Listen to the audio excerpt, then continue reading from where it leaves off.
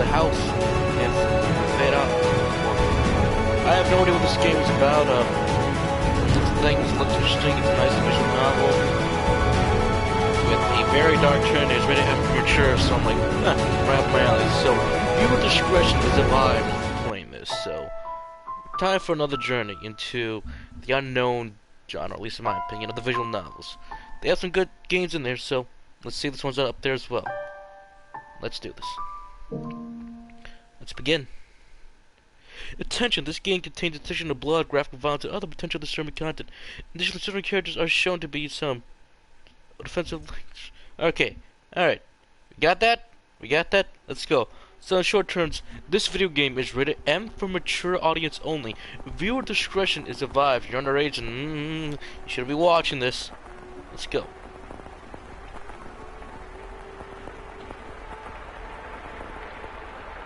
The world fading to a view after a dream. That old mansion appears before you.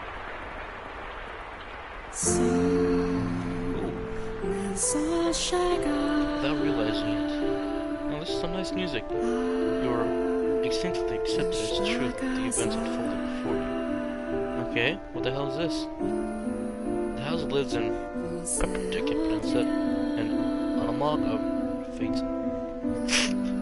No one knows who first said. Okay, who first said what? That the mansion was cursed.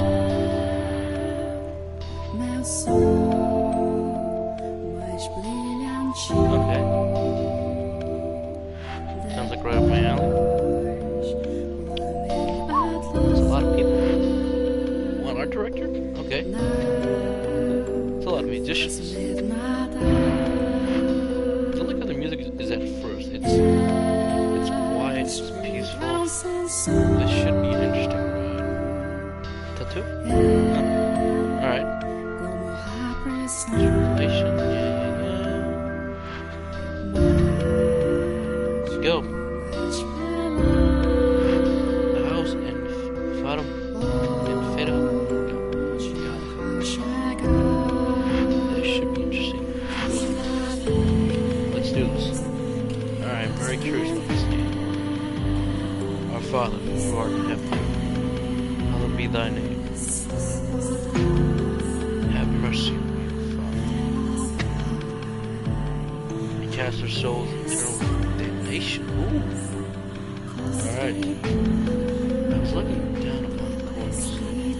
My own words. Okay, so we start the game dead. I was afflicted with great despair. The sight of me dragged to the place of my crucifixion. So I was wholly ignited, exhausted. Indeed, I did not want to lose everything.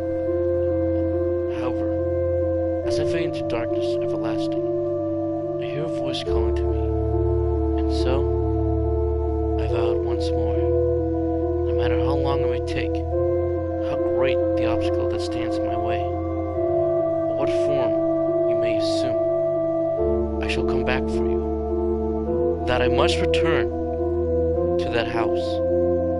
So I ask of you, please wait until this mutilated body arrives there once more. Okay, so we have someone who's dead who wants to get back into this side of the house. Your consciousness wavering like a shape of sea was slowly drawn back to the surface. With each new breath, fleeing gradually returned to your fingers. Master, you get the pattern of rain from somewhere. Master, and the sound of crackling fire. Wake up, Master. Wake up. When you come to, you're rocking back and forth in a rocking chair. The room was dimly lit, aside from the fire flickering at the fireplace. There was no other illumination. No light shone through the closed windows. There was only the pitter-patter of the rain on the glass. It was all the whole mansion was. enveloped in darkness. Oh, splendid. You have finally awoken. Huh?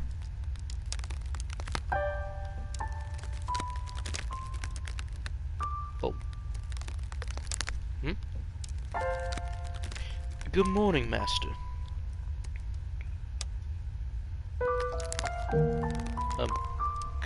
Good morning.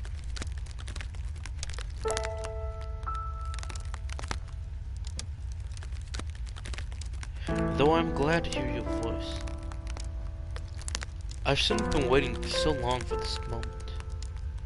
Tending to the mansion all by my lonesome, ensuring it was ready for your return, whenever that time may be. When I caught a sight of you through the window, my heart fluttered. The time had finally arrived. You were relaxed. This woman who looked like a maid seemed to know you, but you had no memory of her. What kind of herbal tea would you like to start your day with? I have this wonderful chamine leaves. You feel like I don't know how to pronounce that word. But perhaps your taste have changed since last we met. Tell me, Master, what would you like? I beg your pardon? I allow myself to get too excited, but I hope you'll be sympathetic, Master. I'm just utterly elated that I could see you again. The woman appeared to be genuinely delighted that you had awoken, but she seemed to lack the energy. Typical of her age. Or perhaps life was more appropriate word than energy. But the gloom extended beyond the maid. It seemed to encompass the entire mansion. The plaster walls illuminated by the fireplace and the rose engravings in the ebony pillars felt vaguely familiar.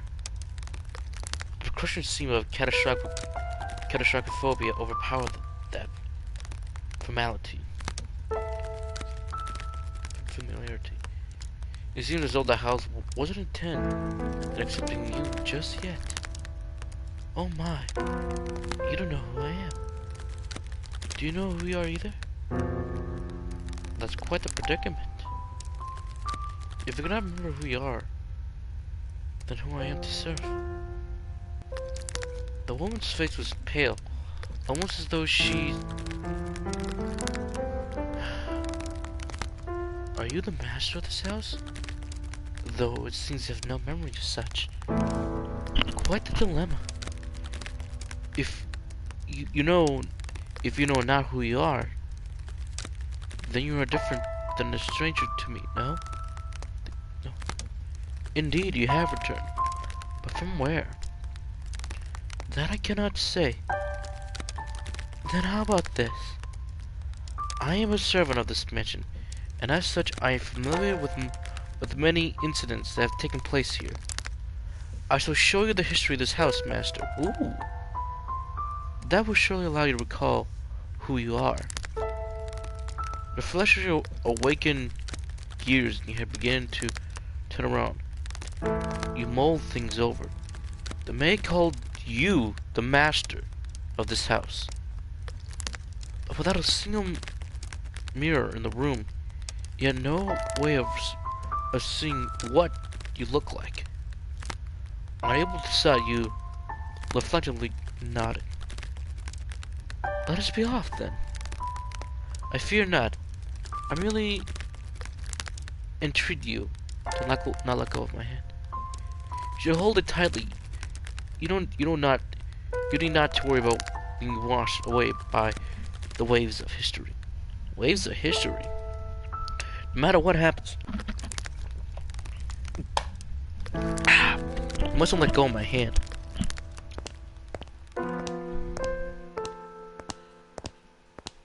Your hands in hers. You follow the maid's lead to the hall. The air within the mansion was oppressed, as though a black Messiah, I can't pronounce that, hovered within. Masama, I can't pronounce it. The house was bleak and barren, hardly a trace of color to be found. He came across an open window. Beyond it lay nothing but darkness. Neither sunlight nor moonlight could be seen. There's no chirping birds, no rustling grass, no sign of life at all. Everything that would normally give color to the world had vanished entirely. The only presence was that of the maid.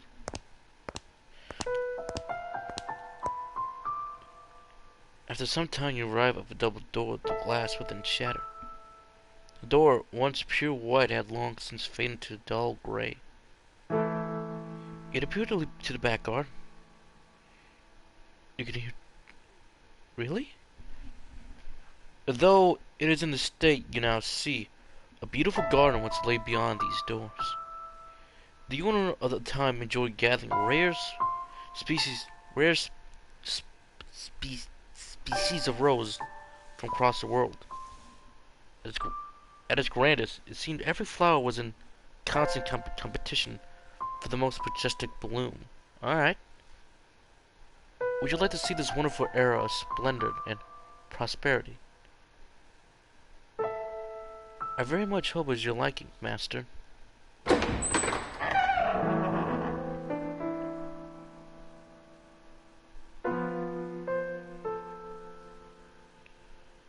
When you next open your eyes, the world will no longer blanket in shadows. Blanket in shadows. This gains into darkness. The first door. 1603. We're going back in time. The mansion had an alluring air of beauty in that era. It was almost like something out of a fairy tale.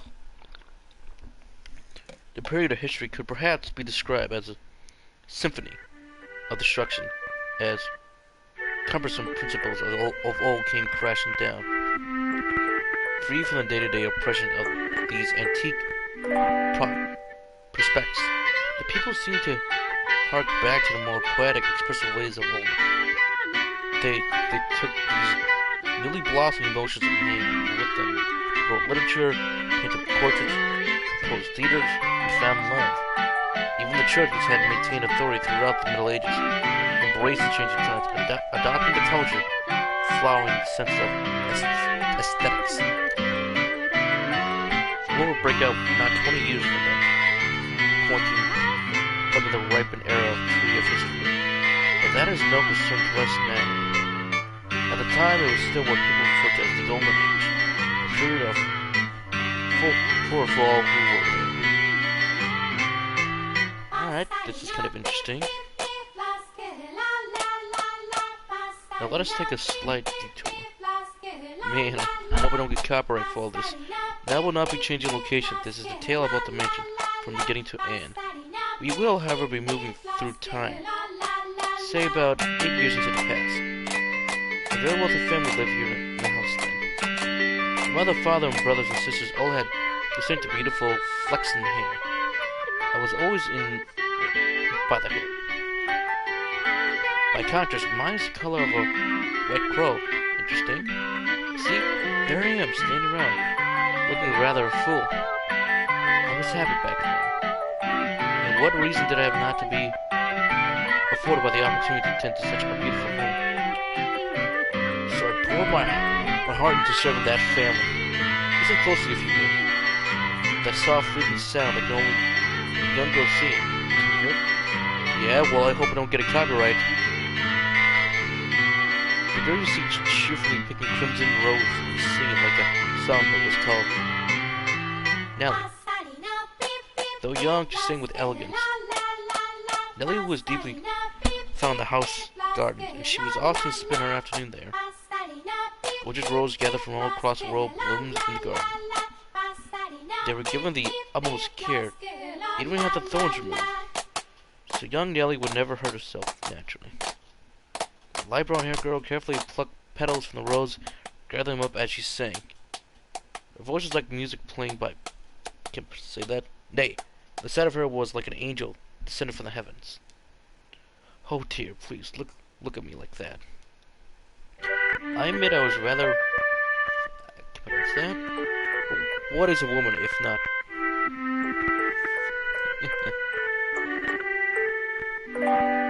Alright. Okay, that's interesting to learn about.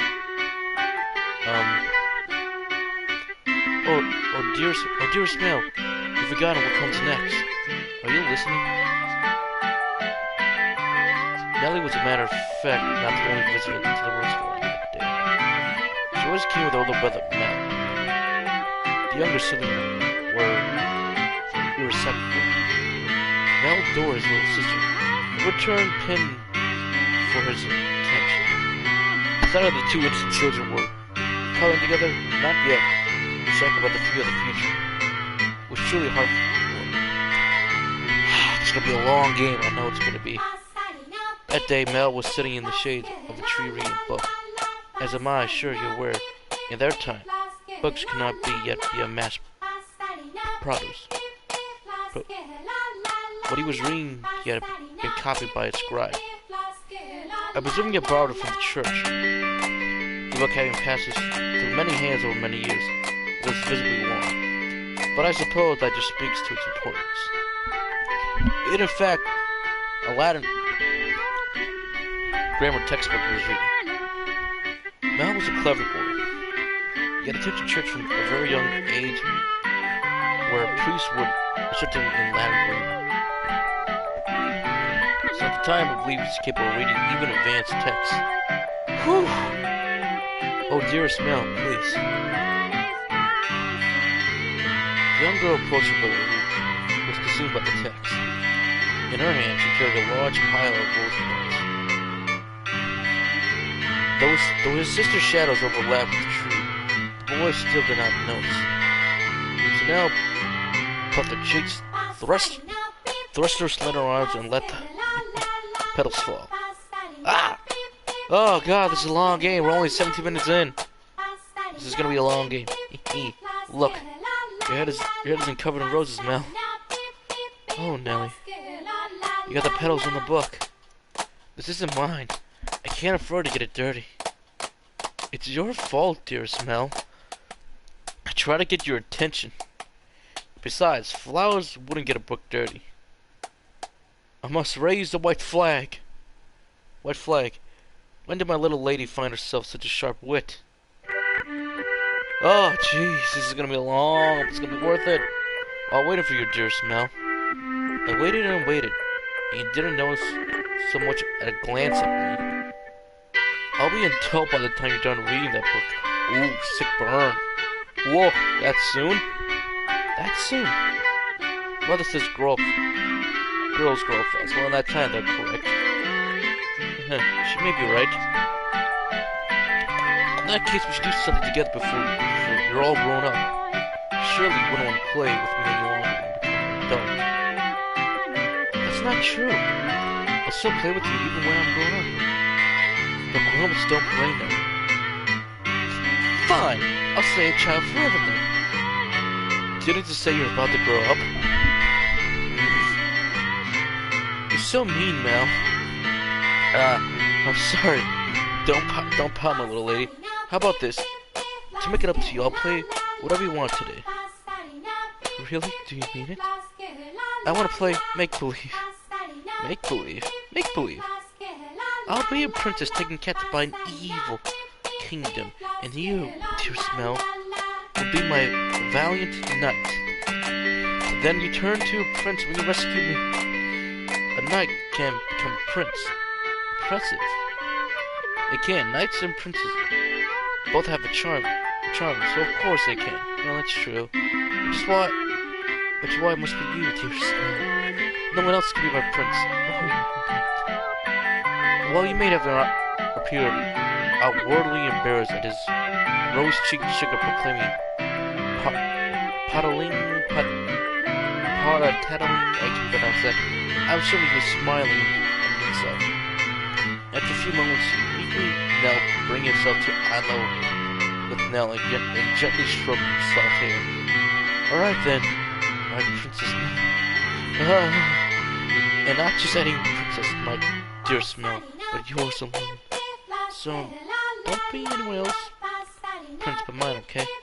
Now, jeez, my princess is quite the fauna. Is that bad? Does that mean you dislike me? Not at all.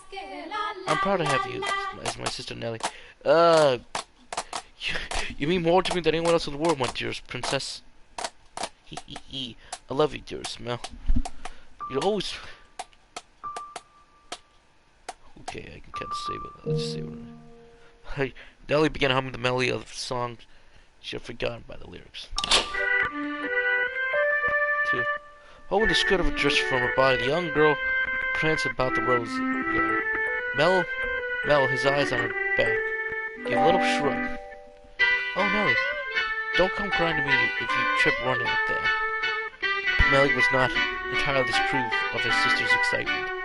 He carefully brushed aside the petals on his book, sat on the shade of the tree, and began chasing after Nelly. They were picturesque siblings, brimming with hope. At this time of the lives, there was nothing to jeopardize them. Would it not be wonderful if the children could stay children forever, Master? Well, that's kind of true, a little bit. Golden Wood. Yeah. I see, though, the pleasant, gentle times in our lives have value because they come to an end. Wouldn't you agree? Time continues to flow, impartial without exception. And as such, every child comes to an end. Be that it may, does time also flow at the same speed of each individual? Now let us take a trip down a river in time. I'd be very much delighted if you could remain at this point in time. But unfortunately we cannot. Please don't let go of my hand, Master. Oh God, finally. We are moving on. We're moving on! Ooh, we're at a church. Mel's all grown up now. Oh, you should stay for longer. Yes, I have an errand today. Thank you for your time, as always. Would you like the book back sometime next week? Next week? Or the week after? Hold on to it as long as you like. But surely there are others who want to use it. Not as sharp as you, Mel. But put yourself in my shoes and you understand. I want to give you any advantage you can get. Ah! Oh, do not believe it? No, I believe you, Father. I mean, I do whatever I cannot to disappoint you. That's the spirit. If you need anything, don't hesitate to ask. I'm proud to have you as my pupil. Oh yes, and Mel, do you consider what we talk about? Going to university? If you do, I can introduce some accomplished instructors. There's very little left for me to teach you, and I believe you make a fine priest, but it doesn't have to be a priest. It's an honorable thing, Mel, to devote yourself to the service of our Lord. Oh boy, here we go. I'll give it some thought. If you excuse me, Mel, I'll see you again. Our doors are always open. Strangely enough, I do have a good relationship with someone that I know already, so it's pretty cool. Outside the church. Whether it's in the service of God or the service of the church, it is a honorable profession. But theology. What am I attending university? But I'm not sure. I kind of like to do something different, something more befitting of the times. As for what though, I'm stumped. But I need to make up my mind soon. If I drag my feet for too long, even my father is liable to grow impatient. Mercy me. Young sir, blessed young sire, alms for the poor. Ah, this beggar. If I'm not mistaken, he's been outside the church since last week. Alms! The way he shakes his head, I get glimpses of his forehead. He's completely dull. Buy yourself some bread with this. Thank you. Thank you very much. May the Lord bless your soul. Thanks. This is interesting because they're focusing on him. Oh no. Oh no, Nellie's gonna be crossed if I don't hurry. Curses. Curses. Looks like it's gonna rain. Master, oh, thank goodness. You put that foot grass on your conscience. I was afraid you had accidentally let go of my hand. Now, Master, this is the period of time I truly wish to show you. The boy reading in the rose garden is now a fine young man. Nonetheless, he still bore the same gentle eyes before. He would from time to time show remains of the innocent young bull. He was, in his own mind, still making the transition into adulthood, I suspect. Again, I hope no getting copyright claim. Mel frequently visits the church on Sundays to participate in masses, but more often to be tutored by the priest. In addition, he also attended a private school run by eminent Marquis, I think I pronounced that correctly. That was not a school where students had desks and sat in rows. They studied the Marquis estate. Secondary and higher education was not the same it is today. That is very true, and Mel was considering university. The priest wanted to recruit him to the church, but Mel was having difficulty deciding what he should do. That he had a choice in Anthos, is it not? Infamous. Oh boy, is that a tunnel? Where are we going? I do like the backgrounds for this game. They're very beautiful. Good afternoon. I'm here to pick up my order. Is it ready? Aye, ready and waiting, young master. The Master Rhodes. Don't call me young master, please. I beg your pardon? Kenny seems to get me. I can't pronounce that. Get me ahead out of the past. Your order's right here, sir. Bella stopped at a jewelry store in the center of town on his way back from the church. The building was both a workshop and a storefront, and the nobles of the area were deeply fond of the master's wares. With all skill, even the royal family had commissioned work from him. Ooh, very clever. As a matter of fact, the wood sign on the front was engraved with a replica of the piece of jewelry said to have been displayed in the palace. As artistry flourished in this golden age, the numbers of selling luxurious items such as jewelry and rose in kind. However, the centennial of the shop comprised a very narrow range of people. May I have a look? Of course. Good. You just said so. Splendid work.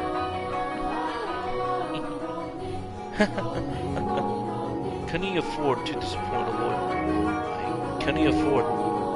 I cannot afford to disappoint a little customer like yourself. And I will work at it, I think. I'm sure she'll love it. Just a kind lad, young master. My boy back at home could do well to learn a thing or two from you. Every man ought to show a woman some cordiality. Coming home to a cold fireplace is a sad thing indeed. Again, please don't call me young master. My apologies. Man, this is going on forever. I'll take this and be on my way then. Please don't sweat it. Well, that's not a surprise. I'm sure many girls will be vey from your hand too, Mr. Rhodes. Nice family, good-looking, charming, and your future's all but. I'll be on my way then. I'm in a bit of a hurry. Good day. Goodness. Maybe let's say I want to study abroad or something. Patient and his family would be. That would certainly anger him. I can hear it now. You're wasting your God-given talents, boy. You could announce my name and rank. Go somewhere far away. This looks like the kind of plan Nellie would come up with. Okay, pass through this. Pass through the alleyway. Back in the garden. As it drew closer to the mansion, the rich fragrance of rose grew more prominent. Over time, this thing had lady visitors to refer to the house as Rose Manor. This would probably a play of the flexion hair family last name, Rose, which you heard the owner of the jewelry store say that. The mansion looked quite different than it does now, no? No trinkets of ivy covered the walls, no round broken doors to be found. I wonder why the Rhodes family would think of the other side of this house in present tragic condition. Suddenly, button blooming rose and fertile symbols of the prosperity long since weathered and turned to soil. Oh my God, this is such a long game, which I knew I was going to get myself into. My apologies, I got a little sentimental there. Let us forget it for about a long time. I suppose I stayed out a little too long. Oh well then. The sun still shines behind the sky. I'm sure it's...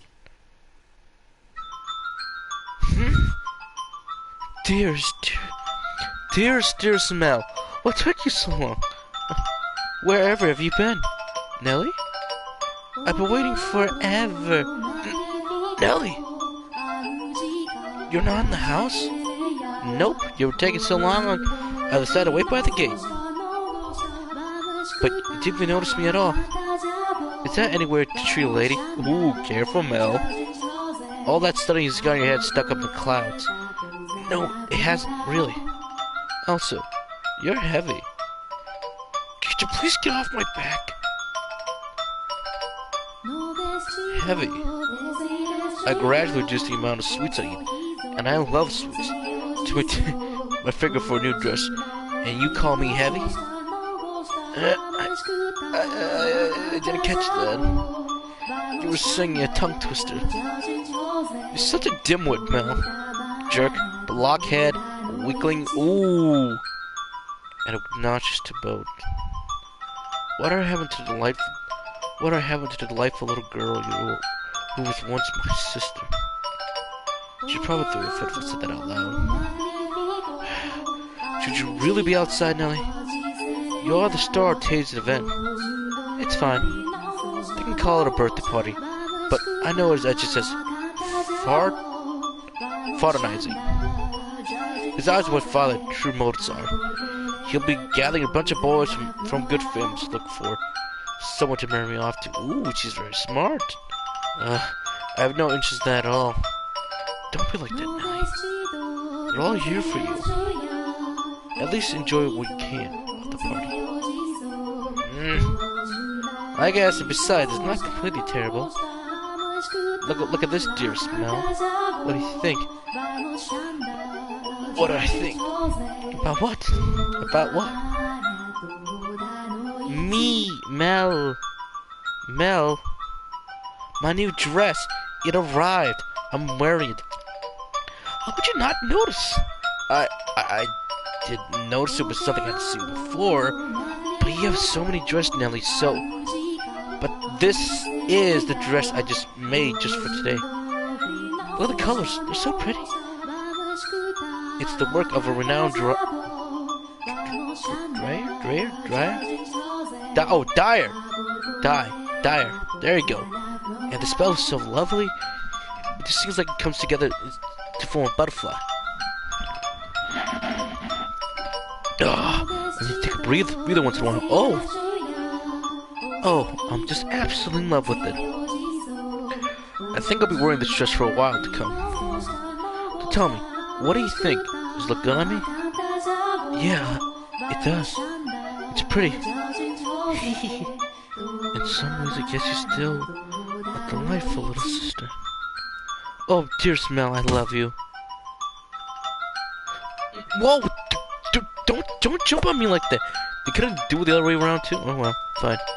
Oh my, you dropped something. And what do we have here? Wait! Hold on! No! You can't have that! Is it a present? Give it back! I was gonna give that to you later. I knew what it was for me. What could it be? Hey! Don't open it!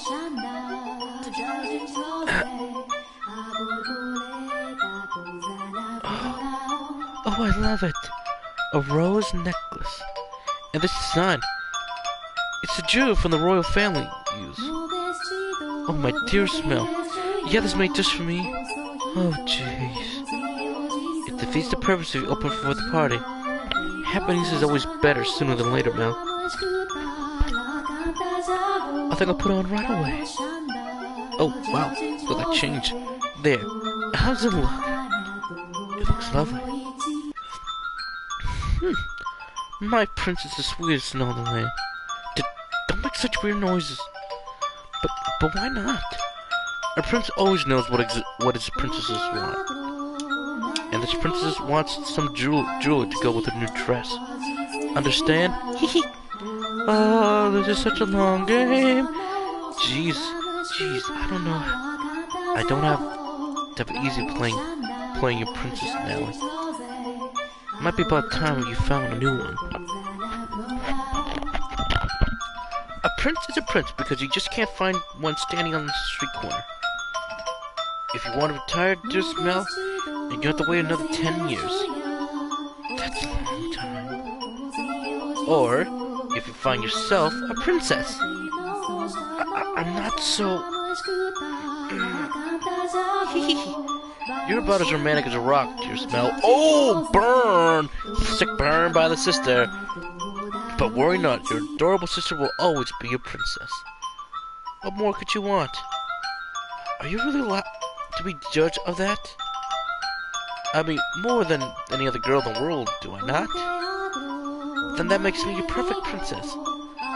Oh, okay. Hey! What's the laugh? And it's all over to be soon laugh. You always tell me I mean more than anyone to you. Yes, you do. Welcome to this is a long visual novel. More than anyone in the world, my beloved baby sister. I take good care of the necklace. Thank you, my dearest Mel. This is so long. Well, if you're happy with it, then I am. Very well, you're welcome. Now back to the house with you. Give a party with a guest of honor. Do you know if anyone is here yet? Nope. I imagine they'll be here soon, though.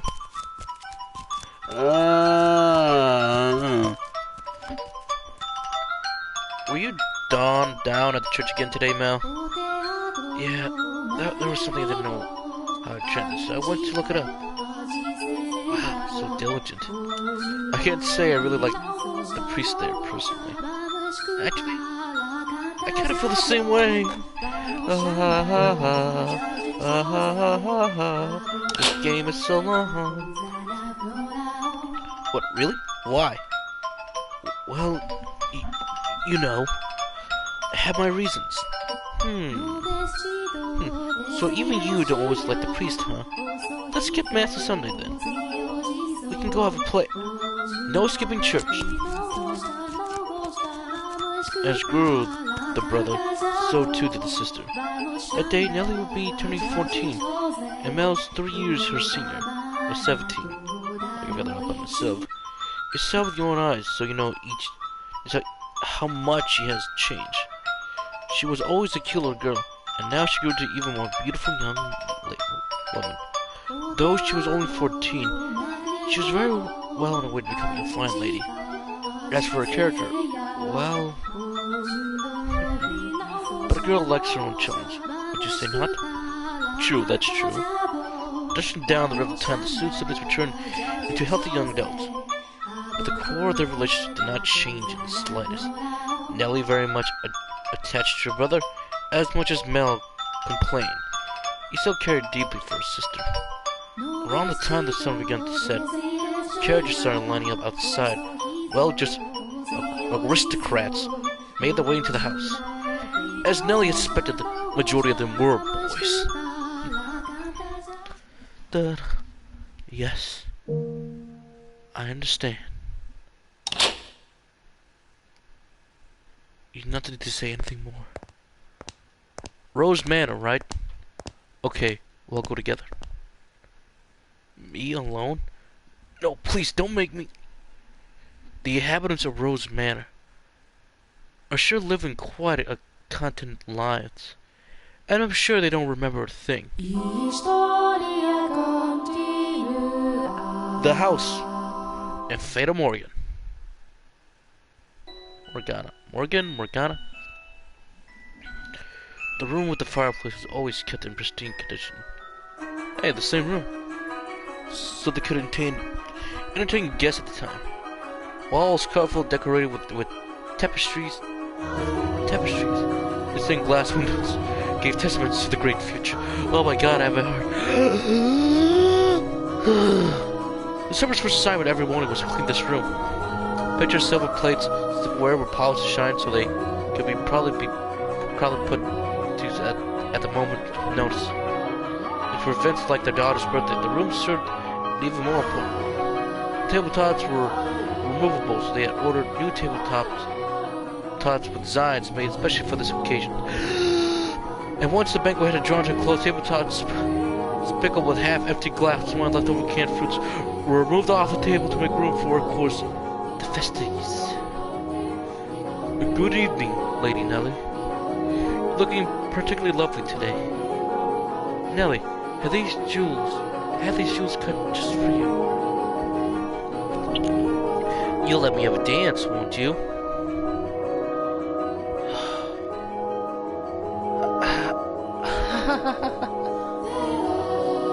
What's the matter now? You look exhausted. These are pretty good. What more? I know you like sweets. They're apple candy. And sugar rum, I think.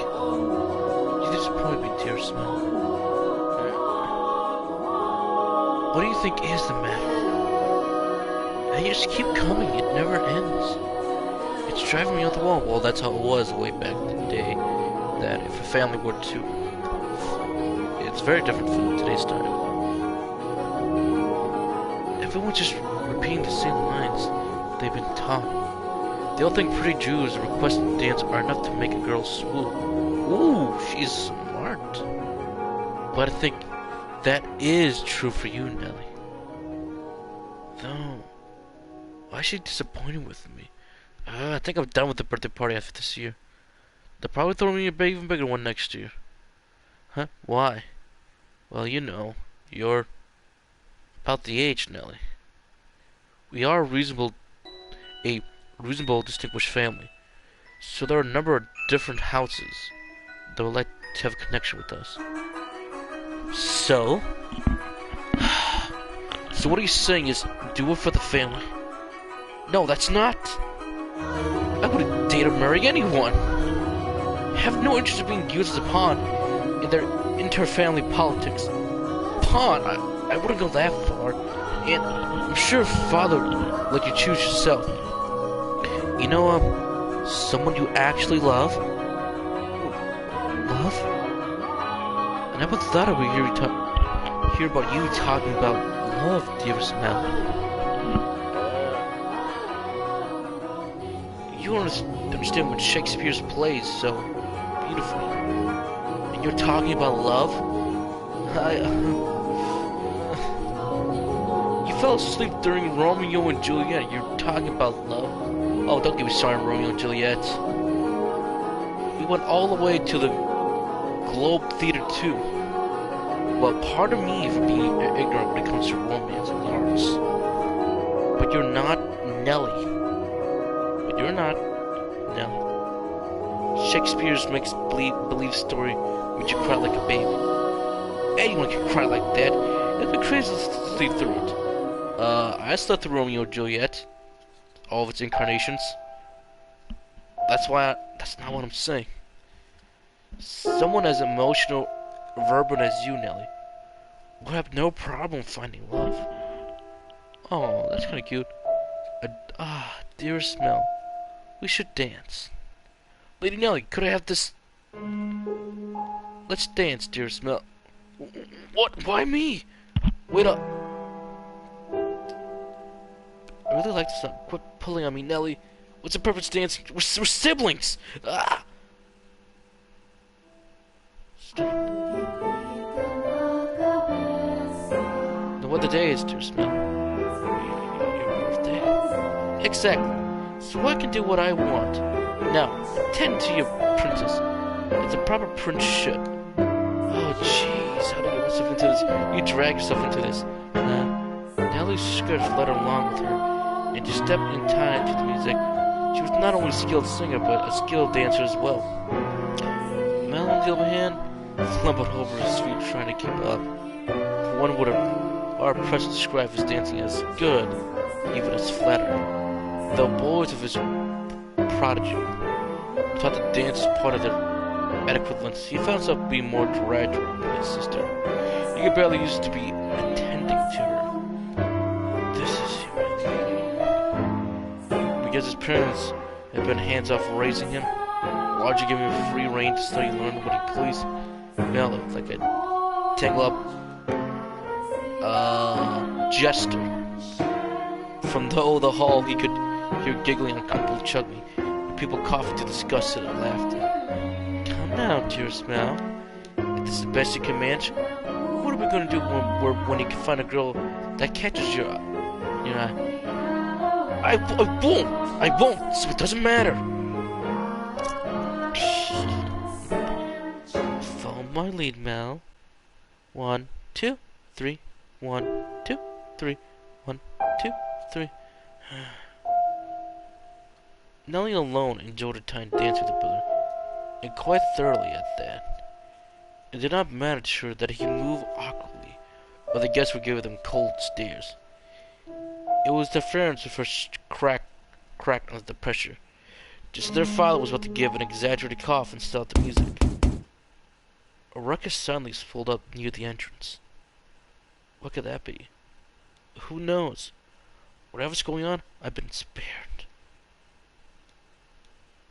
The ceiling spotter spoke sternly. The noise, the commotion. You ordered the servants to investigate. The music restarted. Give a short apology for the interruption and start the party back up on course.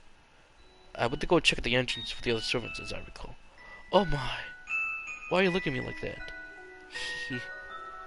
These are not my memories, but those which dwell within the mansion. Do you think we should follow what happens next? Of my perspective. This is not what confuses you. Well, your question should be answered in time. Now let's continue our tale.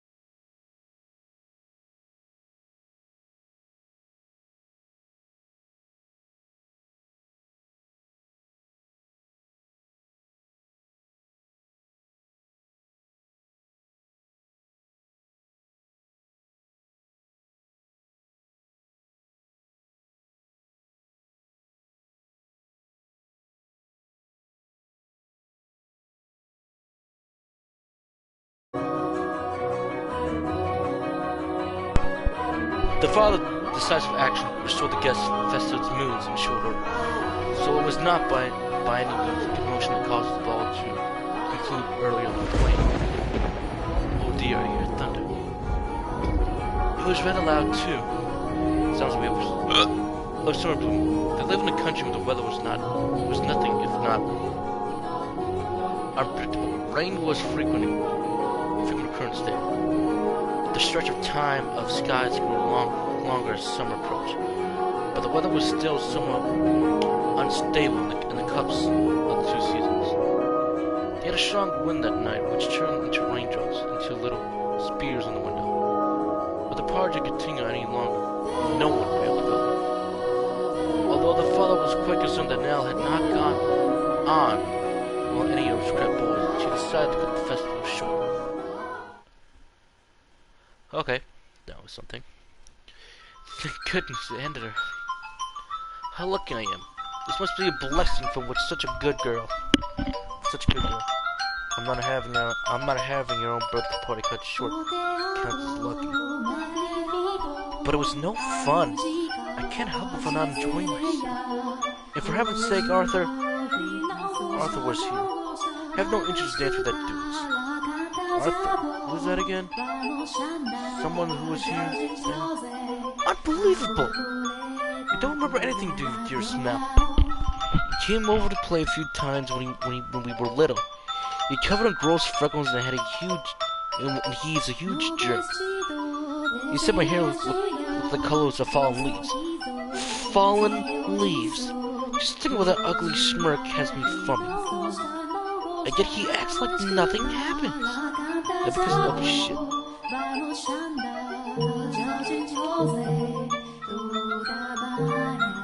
Okay, ha! Who was that again? Dear Smell.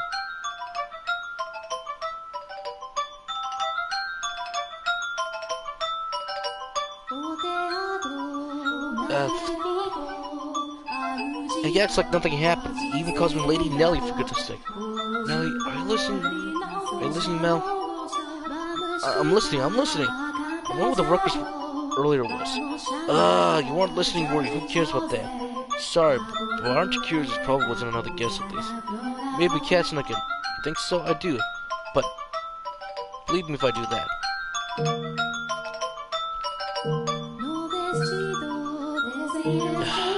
But enough about that. Would you like to play cards in my room, dear Smell?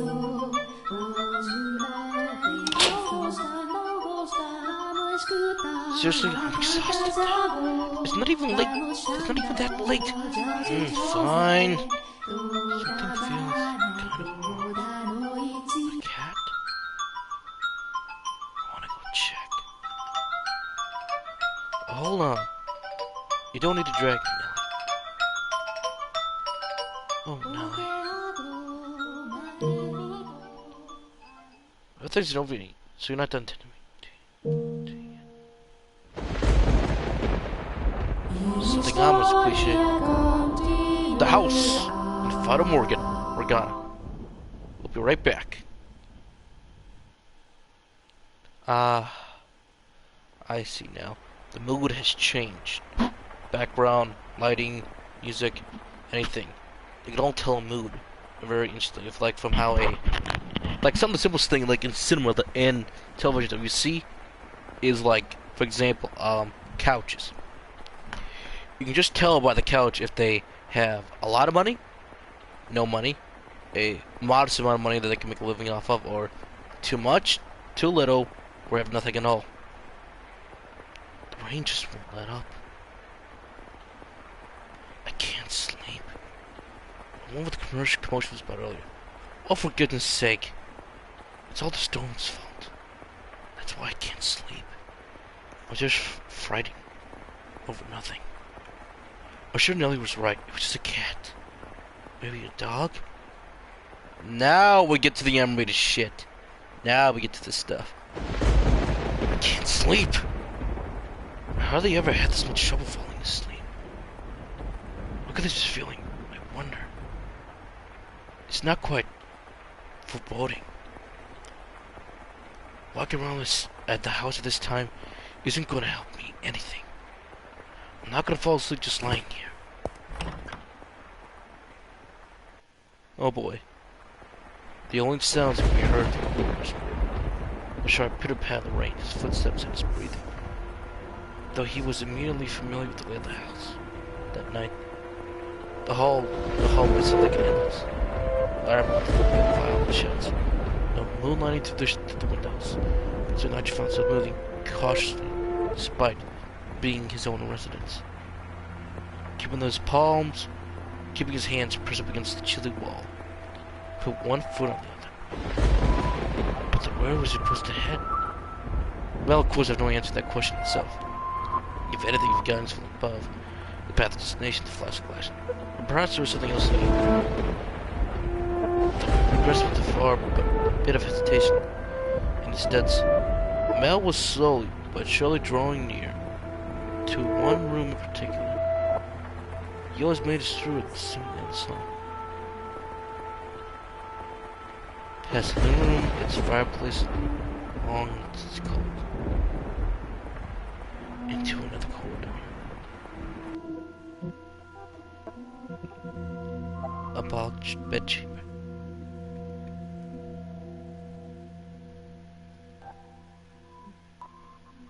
A gust of wind is not necessary to make a flame flicker.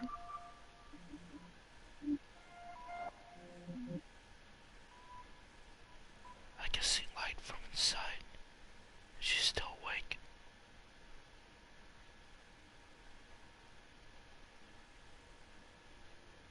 More so, this room was assigned to a woman.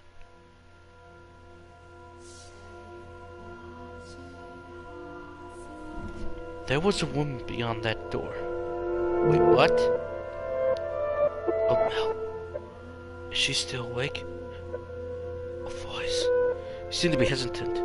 It would not be difficult for him to approach the door and peer inside. Signed to... This door... Okay, so it's signed to a woman. There was a woman behind the door. What would you do, Master, in the situation? Would you succumb to your curiosities and gaze inside? Or would you respect the owner's privacy? I shouldn't be doing this. What the fuck? I feel like it's calling to me. Or someone else. Yes, me! Someone's watching at this moment. He succumbed to his curiosity. Yes, I knew he was there.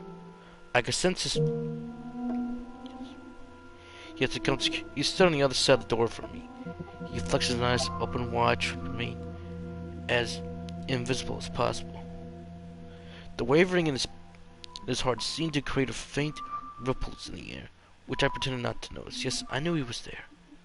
I could sense present in his wavering emotions. However, I cannot begin to speculate his true feelings, or how great a surprise it was to him. I, too, am discovering new facts of this tale by viewing it through the eyes of the mansion. But it is not who I concern. But it is not I who is of concern, Master. It is you. You and... I know I shouldn't be doing this. I should be ashamed of myself, but I can't look away. Who is that? Her skin is so pale. You can practically see through it. Is it the white? Because she's out in the cold rain? Her hair is white as snow. And her eyes, they are like... How do I describe it?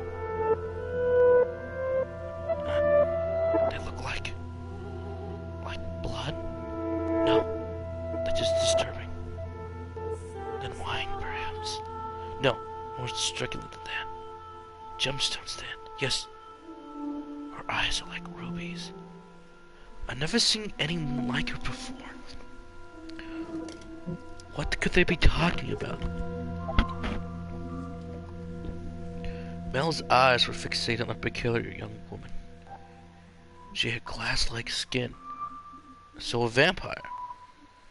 Eyes that glimmer in the flickering candlelight. The snow-white hair that followed like a luxurious silk. but her lips were blush purple. Her soft, dedicated skin sealed it with grim. I can't pronounce that. Her twinkling eyes pointed down at the floor, and her hair deceived a mess. She was, even at glance, clearly not a lady of means.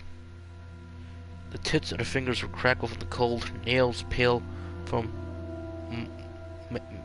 malnutrition, and her grab little more than rags. However, true beauty is always visible, no matter what it may be hidden beneath. That is true, I'll take that statement. Even wrapped in a veil of insalubrity, even she does not taught herself, even she thought herself hideous. I wonder what happened to her. Mel could no longer avert his gaze from the girl's visage. He had for a time forgotten the shame he felt for peeping. He strained his ears to hear the conversation taking place inside, a silky voice from the white-haired girl's lips. She was so sound that a gentle breeze blowing through the room could carry it away. I apologize for the trouble. Think nothing of it. Give your apologies into the mistress. Understood?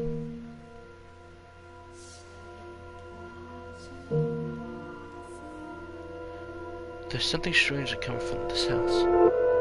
Almost as if I've been here before. If my father were here, I'm sure he'd be quite fond of it. I'm sorry about your father. There's nothing I could have done. When he came to our rescue, he was already rescued. Father? Was that prehensile? What the commotion was about?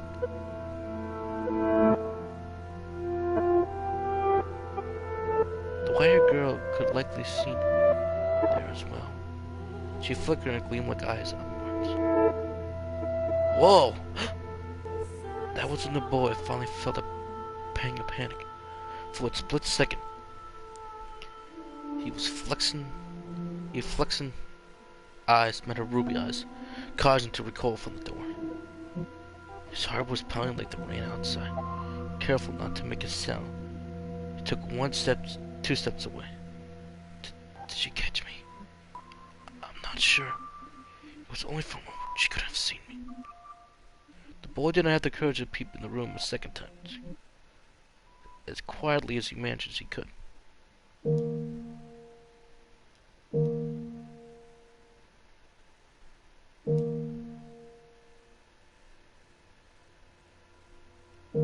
That's cool. But even beneath his covers, he could not erase that girl's eyes from his memories.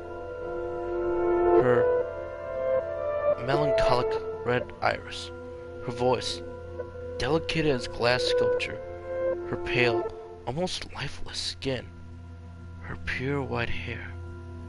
Every singularity detail kept him from banishing her images from his mind. Nor could he restrain his heavy pounding heart. The kid's in love. Who could she be?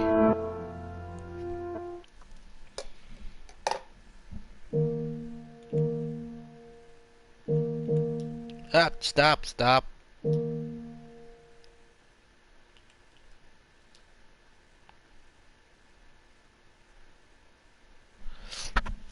Is something the matter?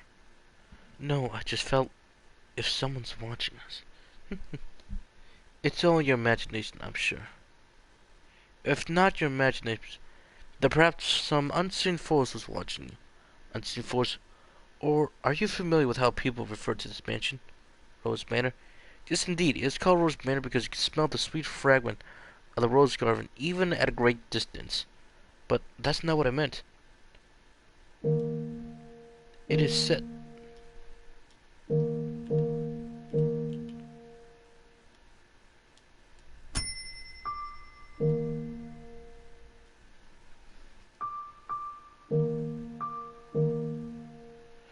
Ah, found it. Press square to save the game.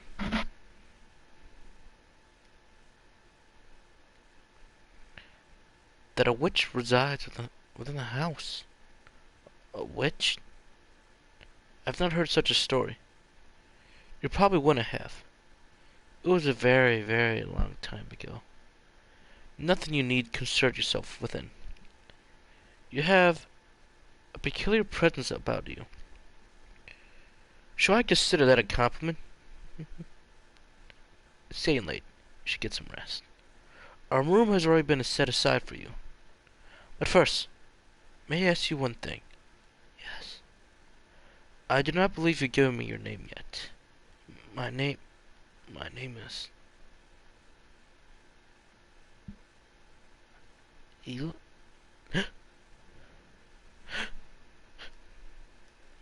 Wake up! Nelly! Get up, Mel! What? It's morning? You disappoint me, dearest Mel. It's very much long since morning. I didn't see you at breakfast, so I came to find you. What's the matter? I've really been asleep that long? And Father's still leaning on you, dearest Mel. Oversleeping is hardly proper behavior for a firstborn son. I know. But before that, my dearest Mel, what are you doing here? You just can't go to prancing two boys' bedchamber. Leave that to the servants. I did send one for you. You're the one who refused to wake up. Besides, it's not like we're strangers. Yeah, it's children. That was a long time ago. Things are different now. You're overthinking it, silly. Maybe he is, maybe he's not. But let's see how this thing goes on. An hour into the gameplay. Let's keep it going. Now hurry up. Out of bed, sleepyhead. Alright, I'm getting up. So you can see yourself out? Oh my, you look awful, dear Mel. When someone overslept, you look like you didn't get a wink of sleep last night. You think so? You didn't go out in town last night, did you? Naughty boy. I would never. You know that. I don't believe you. I didn't go out last night or anything. I'm tired because you had been playing cards up until last night. You weren't playing for that long. Besides, look at me. I got up just fine. Anyways, shoot. I can't get dressed with you in here. Fine. I'm leaving. Phew. Oh, almost got your smell. What now? Oh, come on. No need to be mean. I should be quite surprised about the news. Oh? At breakfast? What you miss? Father told us. Do I really want to say? It sounds like you want me out of the room, dearest Mel. Please, no. We got a new maid today. From a house we have ties to, supposedly. I've never seen anyone like her before. For supposedly coming from a good family, she isn't very graceful. And I've never seen her at social gatherings. But that's not the surprising part. Does that mean... She's peculiar. Has a very unusual appearance, that one. I have white hair. What? How do you know that, dear Mel? Thanks, no. Hey, get back here! Oh, for goodness sake. He's got into him. Oh, he's got you now. It's her. At that time, the majority of the servants of the mansions were men. However, the ladies of the household all had a blodge, so there were several women servants, including myself. The maids by lodge were selected from the daughters of other esteemed families. It was you who could say it. It was what a training before they could enter society. The girls would serve at houses even more powerful than their own. And the white-haired girl Mel saw the night before was one such maid. When he heard this, Mel could not sit still any longer. I didn't think this through, did I? I didn't even know where she is. I guess she's probably his mother's maid. White hair. It has to be the girl from last night. The kid's putting two and two together. What? Deep down, he was having difficulty believing the young woman he'd seen the previous night was truly to be a servant. And can you blame him? When he saw her, she was an absolute mess. Hardly what you envision from a girl of class. But he did not seek her to find out whether that was true. He was merely to see her once more, to showing whether she had been the previous night was real or his imaginations. And he wanted to leave an actual conversation. Wanted to have an actual conversation with her. I don't want to run into Mother. That could be awkward. He went towards his mother bedroom, but the closer he drew, the heavier each step. He ran up the quarter beam and let the head back and stopped in distracts. On occasion, wishes did do controls. When Mellok turned the corner, he saw her, the same girl, with the same white hair. She's beautiful.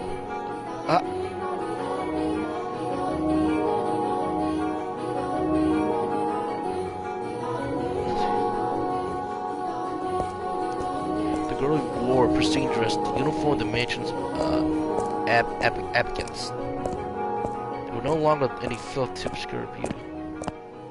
All that to cover her pure white hair, a glass of her skin was no longer. The one thing that had not changed was her little ruby eyes. Pardon me. Hearing his footsteps, the young woman raised her head. She caught Mel's gaze and for a brief moment merely blinked at him. Lord Mel, yes? Your father informed me of you. Did he? I guess I need to introduce myself then. I believe she made an attempt to smile, though it was difficult to tell. She quickly dropped her gaze back to the floor.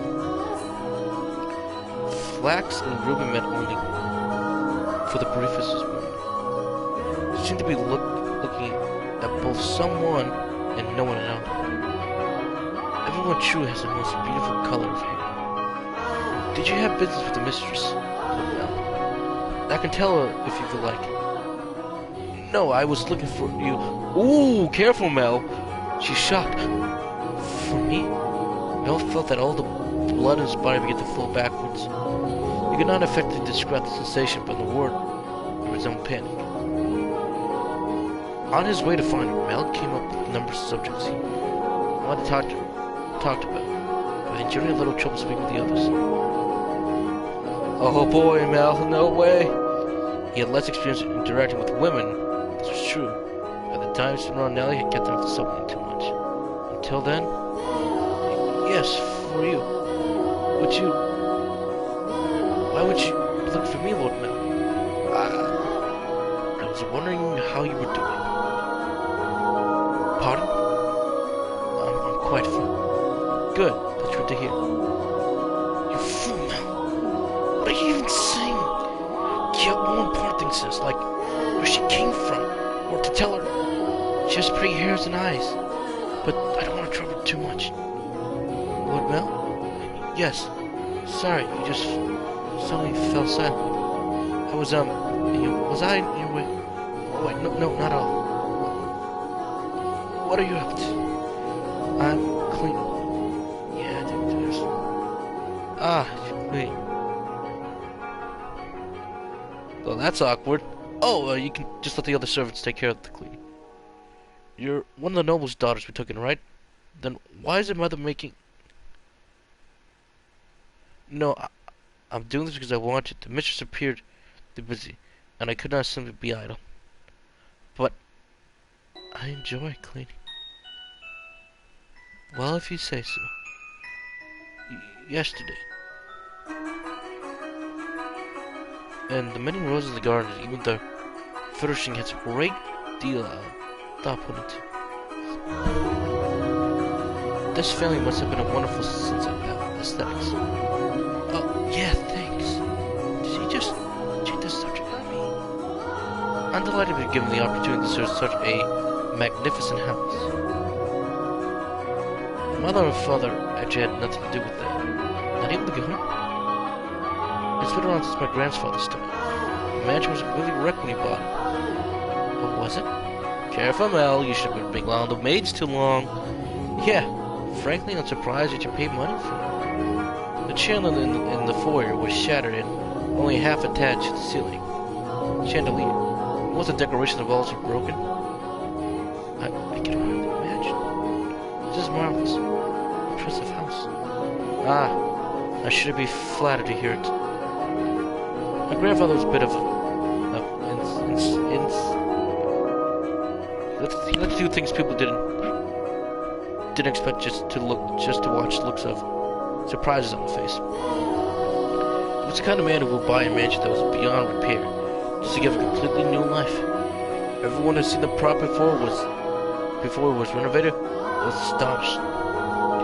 They regretted not taking the opportunity themselves, seeing the transformation he underwent. Huh. I was just thinking that you're kind of like this house. Ooh, what do you mean by that? I mean, when you first arrive. Oh, no, forget it. She figured out people in her stupid. She has she? It's nothing. The more I think about it, you and the mansion aren't really comparable. Oh. They say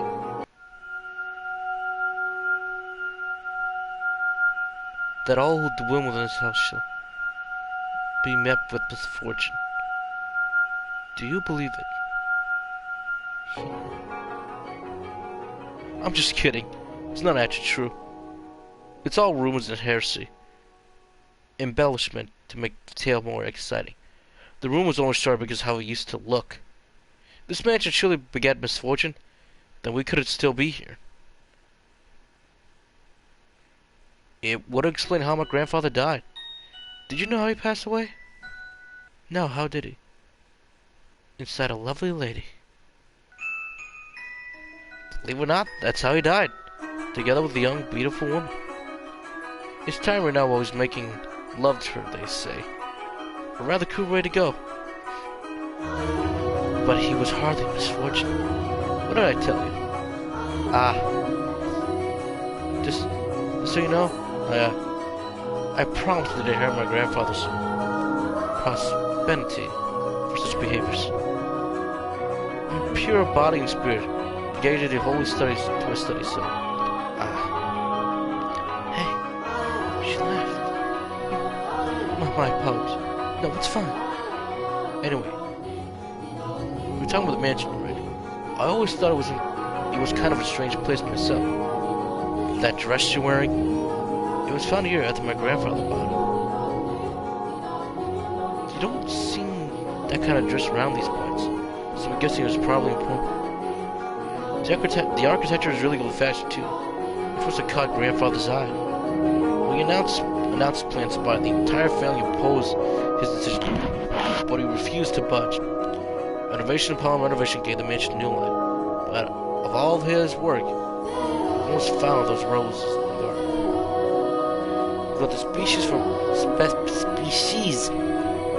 from across all the world, and every time he got a new one, he was summoned gardeners to arrange and grow. It felt incredible long to complete. Oh my god. An hour 20 minutes in. It's insane. There are even some that won't grow on the climb of this land. But my grandfather refused to give in. He truly loved roses. Me, I wouldn't get how someone could be passionate about them. Evidence. This house, the Rose Manor. Perhaps the roses were meant for something. What? I'm simply speculating. Roses make wonderful gifts, after all.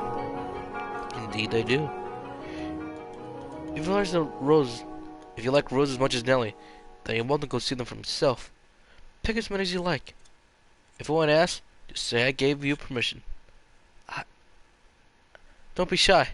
I'm sure I'm getting cringe if all you do is work. No, I'm just sensitive to sunlight. Oh, that's unusual.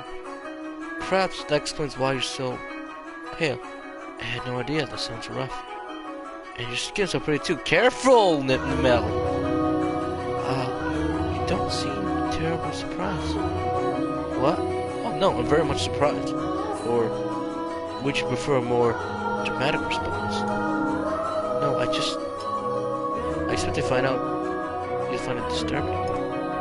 And since you sound like I hardly spend any time outside, make it sound like some kind of demonic creature.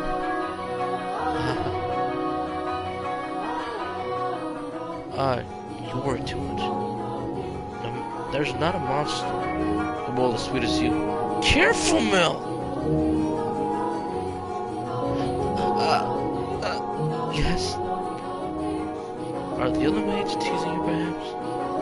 That black hair, especially. She's, how should I put it, a little frightening. She's got a steel heart or something. She's imperturbable. Right. She's the one Mother's maid's too, isn't she? Now I'm even more worried. Since you refuse to follow my instructions, you are henceforth hell spawn. I can imagine her saying that. Oh, again. I'm very sorry. No need to apologize. In fact, I wish you laughed more. She's actually very kind. Everything she does with incredible precision and efficiency. She looks so young and she has such skill. How long has she been here? Actually, she's been here for quite some time, but I don't know exactly how long. No one knows how old she is. It's kind of creepy. I never once considered her such. Sorry, you're right. And bad to speak ill of others. Either way, she still cares for me. It's like there's no light in her eyes, or like her smiles are all fake. It doesn't make her any less pretty, though. This conversation died. Talk about oh yes, you can ask me anything.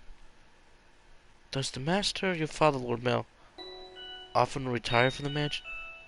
I have not seen him around. Oh, yeah, Father frequently returns home.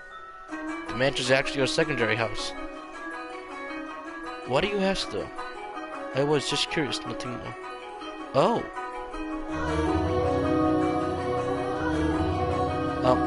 Yes, what is it? One of the maids asked me to see how I should be on my way. What? Alright, see you later then. Goodbye. Alright, one more. Since you sent the sun, I can pick roses from time to time for you. For you to decorate your room. That's all. Sorry for holding you up. Oh, I'm so bad at this. I'm not just rock. For the first time, try this all over again. Roses. Not becoming of me.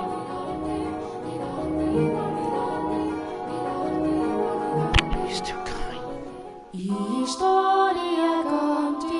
The House in Fata Morgana.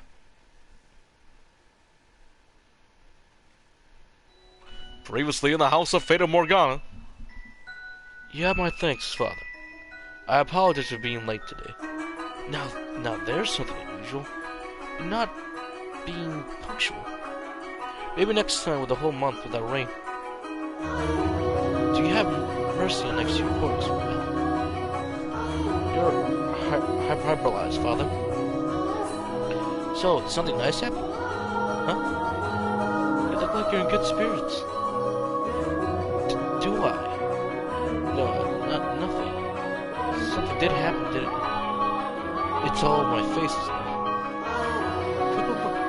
People prefer an open book to a face of stone. So is it? People may prefer to, but it's nothing good trait to have social economics. Engagements. What? No, not that kind of engagements. We'll be having anyway. Don't be so dumb. Don't you get it? From now on, there's nothing wrong with that. Tell me, what has you such an joyous mood? You torn me so, Father. We've taken another maid. You know how that goes, right? Someone else comes around and things get lively for a while. All these summons got onto me. That's... Oh, Oh ho ho. No reason. No reason. So what family does this lady come from? Oh, I don't know actually. You don't know? I was gonna ask her, but I missed my chance. Father has returned home. Father has returned home, and I can't ask mother. I see. She's got your eye, hasn't she?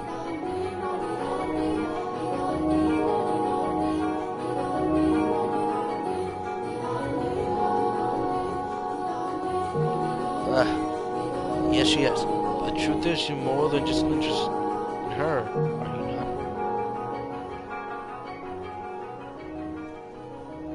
What? No, I...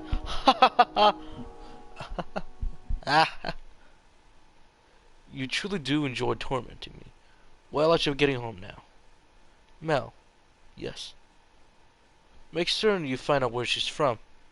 If you're genuinely interested in her, it's your responsibility to determine if she's actually suitable for you. Thank you, and excuse me. Well, that is true. It doesn't matter if she's from an same family or not.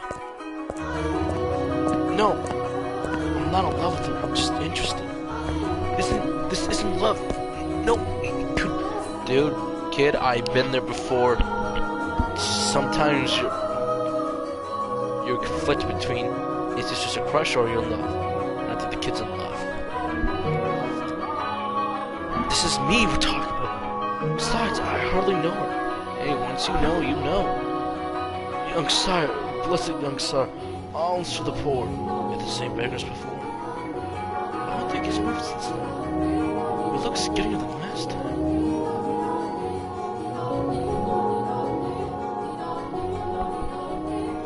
Alms for the poor. Have mercy. Sorry, but this is all I can give you. Oh, thank you very much. A blessing upon you. May the Lord bless your soul, young sire. Thanks. I feel bad for you. Is that just the way of the world? Farewell. Skies are really clear. The sun shone fiercely down. At the characteristic of the area. Cloudy days and rains were frequent during this season. But the sun almost always took the stage the day after the storm. The cathedral standing tall in the center of town. The stone-paved streets clackled with the pleasant sound of footsteps. The people peering out the breach, waiting for the skies. In Mel's eyes, it was as they were all blessed by divine light.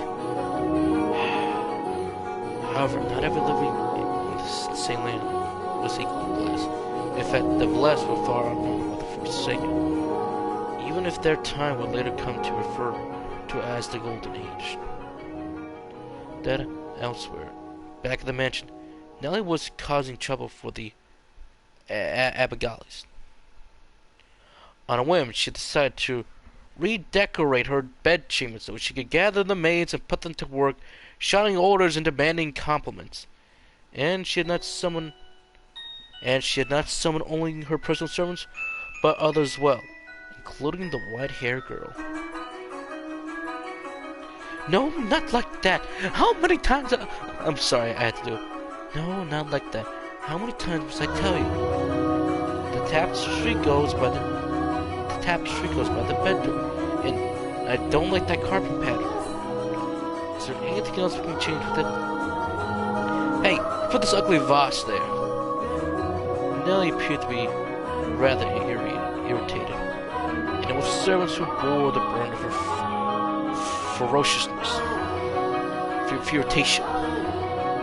Though they found this similarity vexing, none of them showed it. She was a girl who spoke to mind, which very particular to that time in history. The women of the Golden Age were vivacious. In fact, that inspired parody and satire in foreign countries. But no matter how hands-off her parents were, Lady Nellie had been born a generation earlier, or a generation later. She likely would have not been able to act so free-spirited. That day, however, Nellie didn't seem her usual self. Though she always spoke her mind and really went beyond childish and adorable, it was unusual to see her in such a foul mood. Great sick.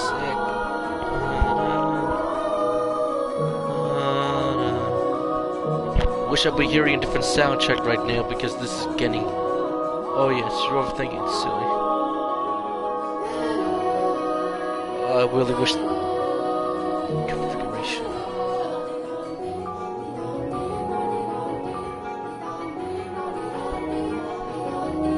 Whatever. Computer, all of it! The carpet, the chair, the desk, it's all so ugly. Don't we have anything better? If we don't, then order and have it made. You can do that much, can't you? Hurry up and replace them. Having only arrived this morning, the white-haired girl was unsure what we're supposed to be doing. Caught in the middle of the flurry of a maid's and furniture of fabric. She chased frantically, scrambling Abigail's with her eyes and made attempts to help, but not being familiar with the work, she only ended up getting in their way. She probably felt that everyone would be better off with her not in the room. So the maids ordered to get new furniture, made their way out Nellie's room. She attempted to follow them. You! Hold a second! You! Yes, you with white hair! However, Nellie stopped her before she could even leave. What? Whoa. Almost exact opposite of white hair girl. I wanted to talk to you, actually. But Mother never was one to share. I asked her to trade maids, but she wouldn't have it. Trade? You mean for? Which is why I decided to really redecorate my room. Because then I would need some extra hands. But why? Because Mother and Father refused to tell me anything. Why is it? Who are you exactly? Where did you come from? Tell me, what house are you from? Why can't you tell me? If we took you in, you must be a fairly distant family. As a member of Rodit's family, the Rhodes family. Do I know? You can't accept the welcome girl in my home who won't even tell me where she comes from. I don't even know anything about you. I haven't seen you at any parties. Huh? I came from another country. Another country? What country? Somewhere very, very far away. Mordania, I guess. Oh, north of here, east, west, south? South. It's south of here. I crossed the sea to get here, which is why we had never met before. How far did you have to travel then? Impossible days and nights, we sailed. Headed even further north. Huh. So tell me, Lady Nell, this is the most wonderful painting. She tried to brush me off. I want to get away that easy. Painting? It is my room, so of course it's wonderful. But that one's especially so. You're both so adorable. You, Lady Nellie, and Lord Mel. How old were you when it was painted? Huh? Oh, that painting! Goodness, yes, you have a good eye for art. It's magnificent, isn't it? Please play a different soundtrack. This was done when I was king. This is done when I was 4 and Mel was 7. You see how we're sitting next to each other, holding hands? I was too young to remember, but Mel looks like he was really embarrassed. But standing there like statues makes for a boring painting. Nell explained brightly. Having completely forgotten that she was against the white girl, she did a little twirl. Stopping to face the porch. So many paintings lined the walls. Two darlings sitting side by side, the older brother smiled. Smiling kindly. And the young sister sweetly styling her hair, shakes. Ah!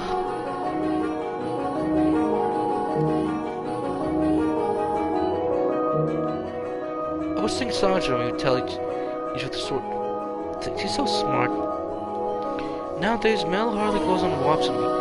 He gets used to like, I'm an adult now. But we used to spend a lot of time playing together in the Rose Garden. I see.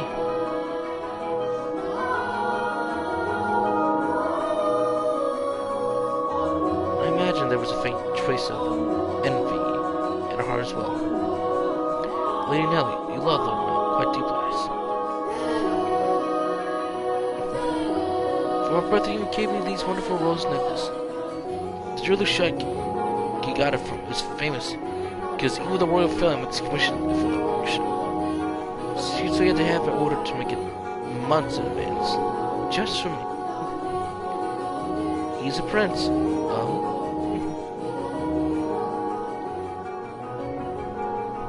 But you know what? Mel is a terrible dancer. So there's no one else who could. He is quite the gentleman. I assume women would have been drawn to him. Gentlemen? Have you met already? This morning, briefly. That reminds me. What do you think about Mel? As I said, he's a gentleman. Da-da! Not what I mean. Do you think I'll let you get away with putting any funny ideas in his head? What? Mel's too trustworthy. He's pure of heart, so it's damn if you're trying to take advantage of him. I would never. But you actually want to get closer. I wouldn't dream of it, Lady Nellie. He is a man far beyond my reach. You aren't planning on doing anything, are you? Not at all. And you don't have any romantic feelings for him, do you? God, when did this game get interesting? It's got interesting a little bit. What, well, do you? I have no romantic feelings for him, Lady Nellie. And you won't develop any? I will not. And with that, Nellie gave a wide, satisfying grin. Even though one has no way of knowing how any other children feels, or they might in the future. You wouldn't, will you? Now that I think of it, there are plenty of other boys. You get together with Mel and it's downright absurd. Indeed. But anyway, back to what we were talking about earlier. Your family, I almost forgot.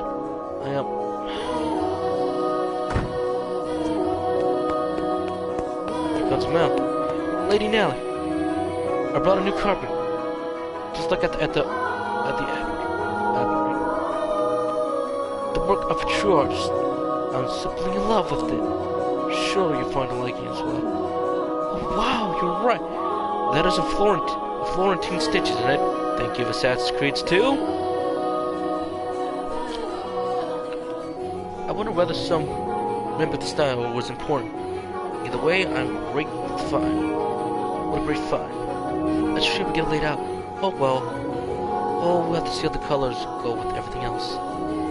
At the finish, reduction quickness I get to show Mel. You'll be surprised. What a wonderful taste we have, Nellie.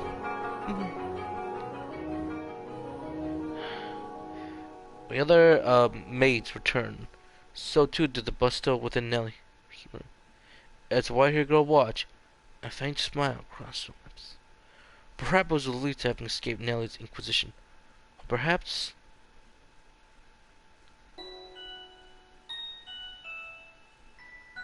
Ah, Nellie, I'm back. Did you eat something you're not supposed to eat? Dear Smell, you're unusually cheerful. I'm the same as always. Anyway, never mind that, dear friends. Take a look at my room. I redecorated today. So that's what you've been hiding away in the house all day now. How is it any different than what you were doing? You're always in church all day. I guess. I will look at your room. I promise. But first, do you know where the new maid is? No, I don't. I'm getting strange ideas. I just haven't yet had the chance to introduce myself. I thought I should as a member of the family. You said you have. I know it.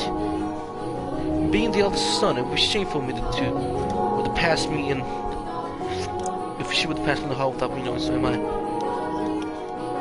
Don't ask me, but you're in the house all day. She tends to mother. So why would I know where she is? Though she did help decorate my room. You made her help? That's work for men servants. There's no reason to make the maids do it. Oh, so you say we should invite a bunch of men into my room? I go in here all the time, Nelly. And you were in my bed sheets just this morning. Only men are allowed in my bedroom. Only one man is around my bedroom. Dearest Mellok, and that is you. Boop! So unless you become a servant, not stand for it, not ask any of them for help. Oh, Nelly. You ought to be a little more what?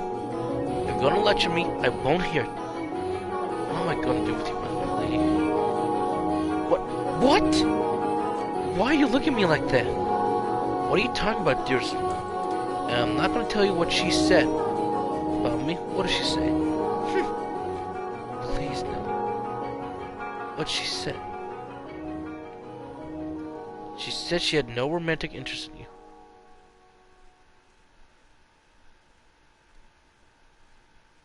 Oh shit.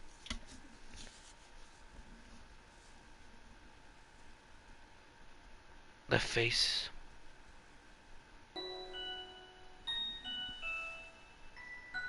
I'm not.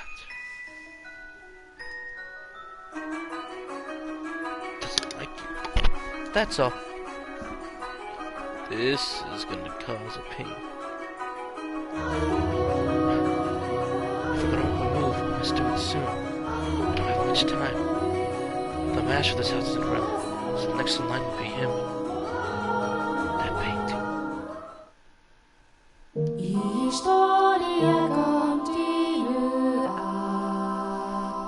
That painting. The House in Fata Morgana will be right back after these messages. Despite her finally new soundtrack, despite his near devastation by Nelly's news, Mellok's flexible eyes continue to warn her hopes of catching sight of the girl. This is gonna be interesting. What does she mean she has to make her move? Next in line. But now it should be quite obvious to you that what Mel was feeling. But the boy himself was having difficult comparing the things going through his heart.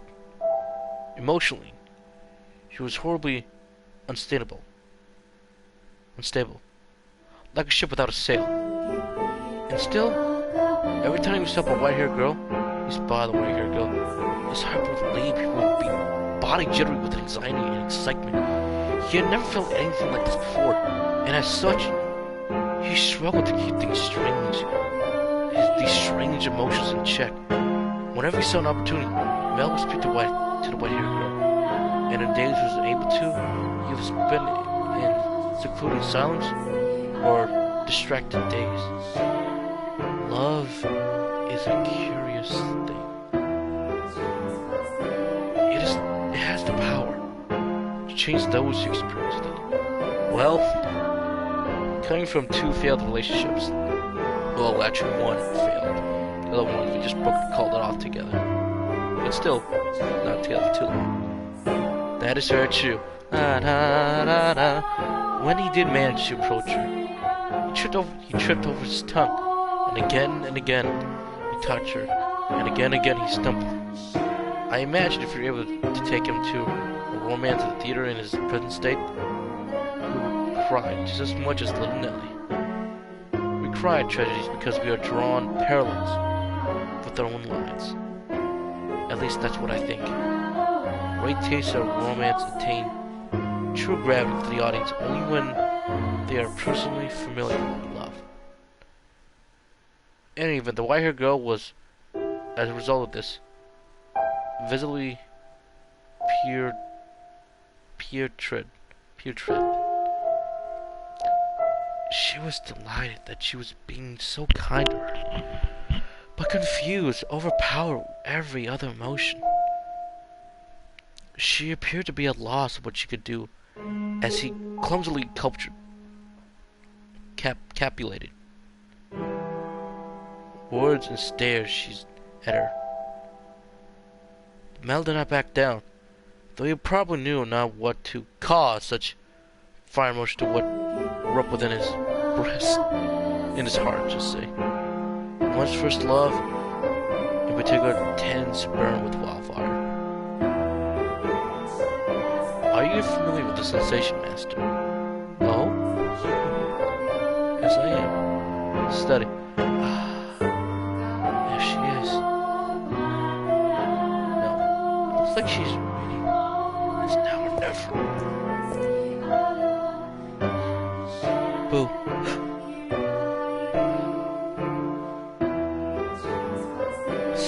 Sorry. I didn't mean to scare her. Lord Mel, you very clearly meant to scare me. Because you just want to notice me. What are you reading? The Pretty Rose. Oh, I'm sorry. I should ask for permission. It's fine. No need to apologize. Feel free to read whatever you want, and you're welcome to bring books back to your room if you like to. Spend more time with them.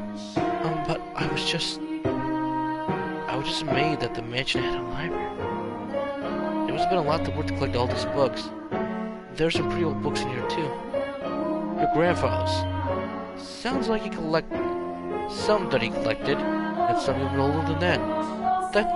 Take a look at this. I think it's Darby, but it's not from this country. Or this century, for that matter. Maybe a feudal lord? Here, he's complaining about the qualities of the harvest. Can this forsaken land only produce ever sour grapes? Ah, if only the lodges of the... Oh, Bonnery? Or maybe Brannery?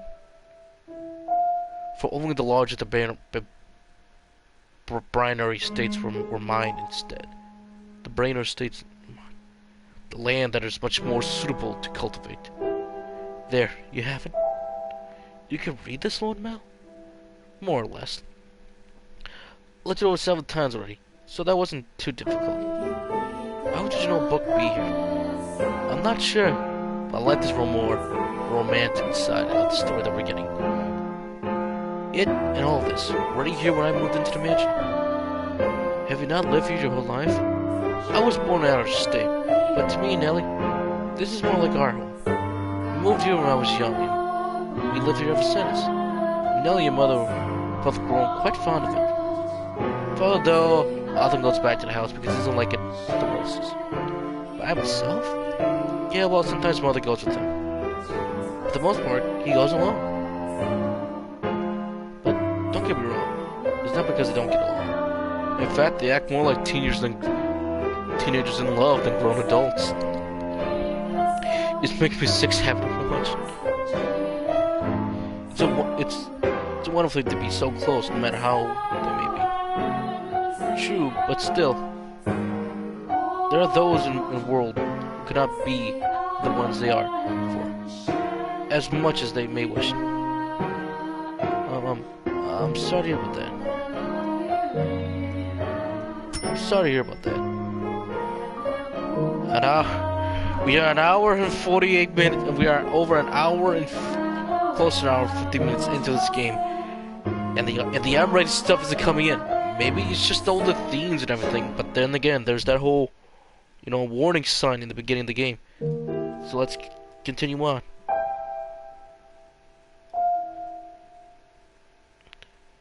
Oh God, I am enjoying this game so far, but it's taking its sweet time. Hey, maybe I'll go back to my Pseudo 51 game that I bought. Oh, that's right, the book. What were you reading? I can't... I do not enjoy reading lots of text, so I look at the pictures. Is that so? You seem very cultured, so I thought you'd be partially to reading. Perhaps you're actually more like Nellie and Ishwar your studies. Yes. Ishwar, I don't know how to pronounce it. But looks like... But you like looking at pictures? I do. What else do you like? What? What do you enjoy doing? It can't be anything. It can be anything. I enjoyed being told stories. Stories? Yes, when I was young, my father would tell me tales. What kind of stories do you like? there was one about an imprisoned girl. Tell me.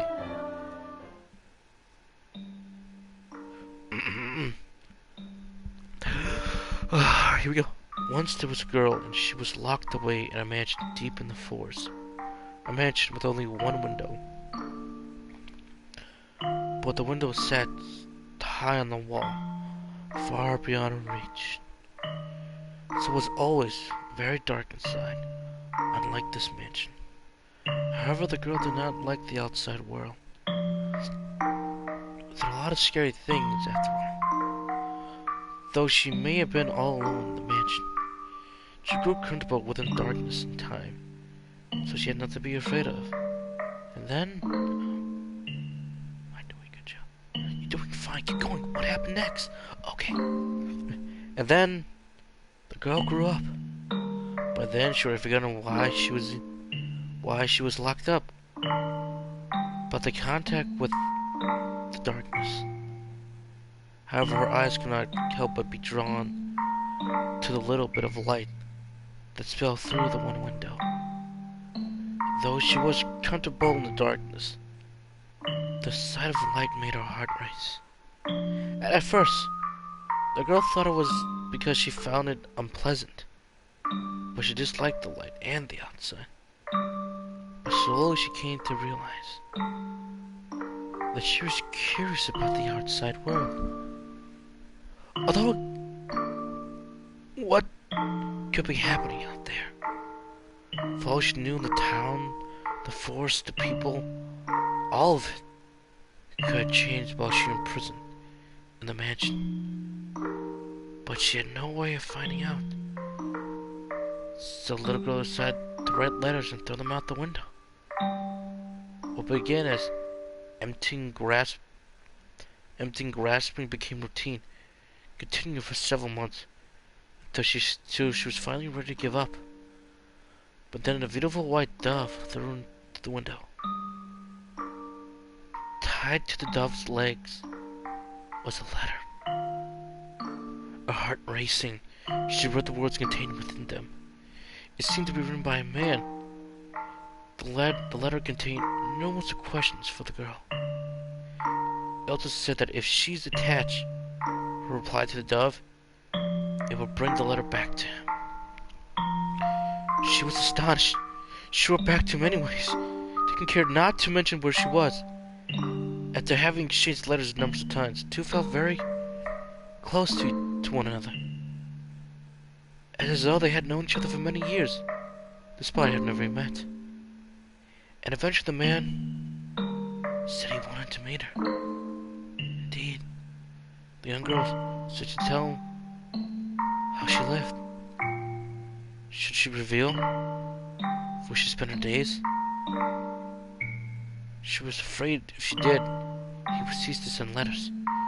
She was unsure to believe her. She believed her to be a young lady of noble blood, not a girl locked away in a house deep in the forest. The girl could not bring herself to write a response.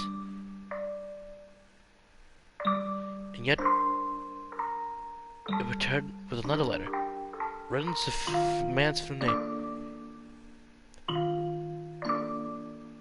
You surely must have a grave reason for your silence, it said. I would like to... You must surely have a grave reason for your silence, it said.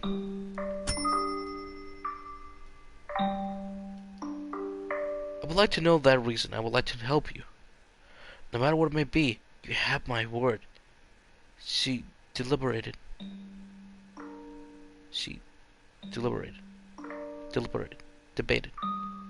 Though the letters were kind, she did not know this man.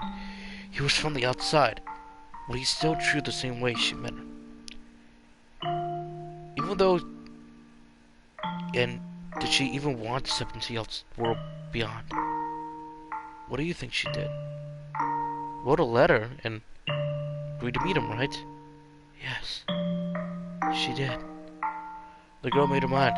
She wrote a letter, and as always, she tied her dead legs, flew out the window. And sometimes she showed no response from the man. This saddened her. but she thought it was for the best. She belonged to her own confined world. Then one day, the light shone into the mansion. The sealed door had been opened, and in the doorway stood her hands. "I've come for you," he said. The man was a prince from a neighboring kingdom. When the girl stepped outside, he saw a magnificent carriage, the likes of which she had never seen before, accompanied by many servants.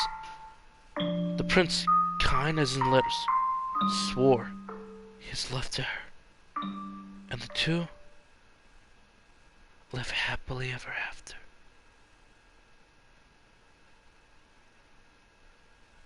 What a nice story. I'm glad I had a happy ending. Me too, kid. I think that story is a nice reflection on how some people see people. It's like these two don't know each other. Yes, that's for sure. But it's two ongoing backs of letters.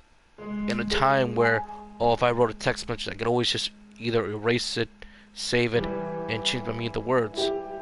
This letter reminds me of Violet Evergarden. The meaning of letters are the best way to express emotion. That man's letter kept expressing emotion and saying that one day I will find you. And what a great job that it did. So good scene. Let's keep going. A prince. Was there something funny about that story? No, that's not what I'm laughing. Do you imagine what it would be like if a prince would show up for you? Huh? Doesn't have to be a real prince, just someone like one. Someone like one. Is that something about your dream about? Oh no, I think I'm perhaps a little too old for that. You think so? Nellie still fantasizes about her prince, and she's 14. I just assume all girls were the same. Ooh, Lady Nellie's prince? That's you, Lord Melno. What? Is it not? I mean, you used to play make-believe a lot when we were kids, but I very much doubt you still thinks of me that way in the earnest. When she calls me her prince now, it's mostly in jest. Da-da. Oh? If it weren't, that would be concerning. Huh? That story. Do you know if it was a regional tale? One that's been passed down through the ages? I'm not sure. It could very well be one of my father's own creations. Oh, you might be thinking, but I think the story might be about me. The girl trapped at the mansion is you? You haven't been locked up anyway before, have you? No. Thankfully, I've never been locked up before. Thank goodness. But with an appearance like mine, I can sympathize with her being afraid of the outside world.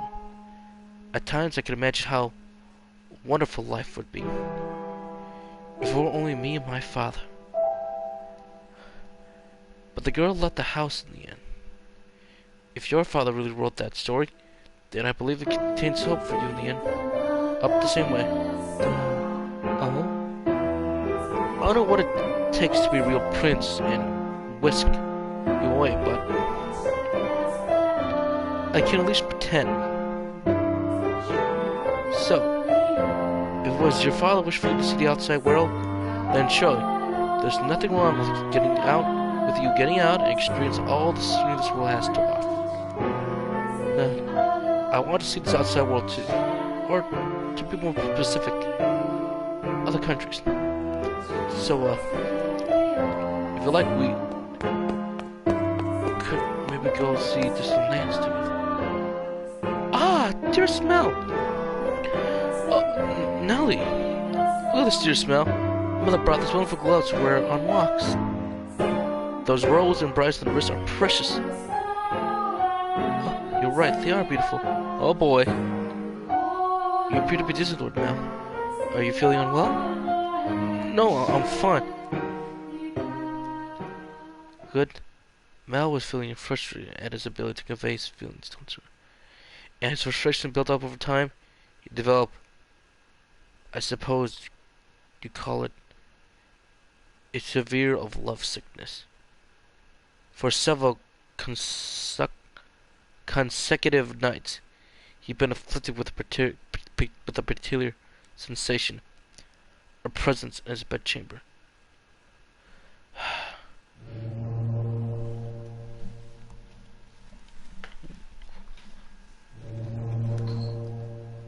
Death. Death is unholy. Death. Death. Death is unholy. Death to the heretic. Death to the witch. Kill.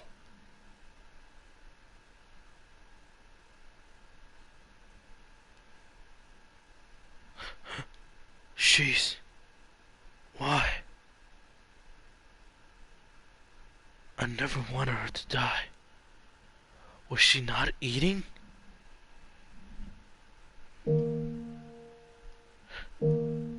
Seal off the tower. Understood. No one finds out about this. How? Seal off the tower. No one can find out about this. How? How can you be so calm? Do you understand what you've done? Ha! Pinning the blame on me? How nice it must be for you to able to distort reality with panic. You're just guilty as any of us. I never wanted her to die. It's a tower. The witch killed her. The blood of the witch killed my...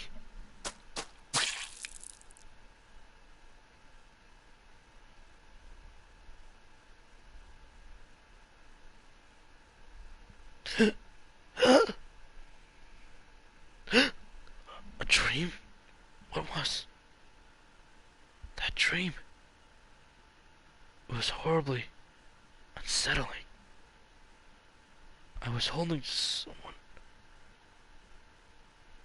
A girl I cared dearly in my arms, and it was almost as if she were dead. Here we go. Here it is. Now we're getting to the emery stuff. I can't stop shaking. Why would I have such a dream? I feel sick. But I wonder, who's that girl? Is someone there?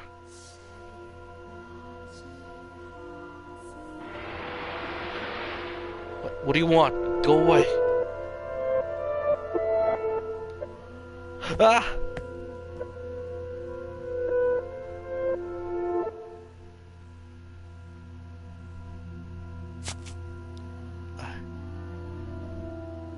Is that truly what your story meant, Father? But such a magnificent garden. Ooh, the scenery's different and I love it. Such a magnificent garden.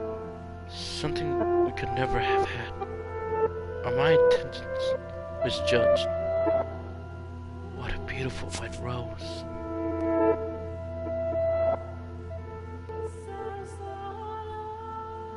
You know, you could have sneaked in a room rather easily then. No one was watching. How long have you...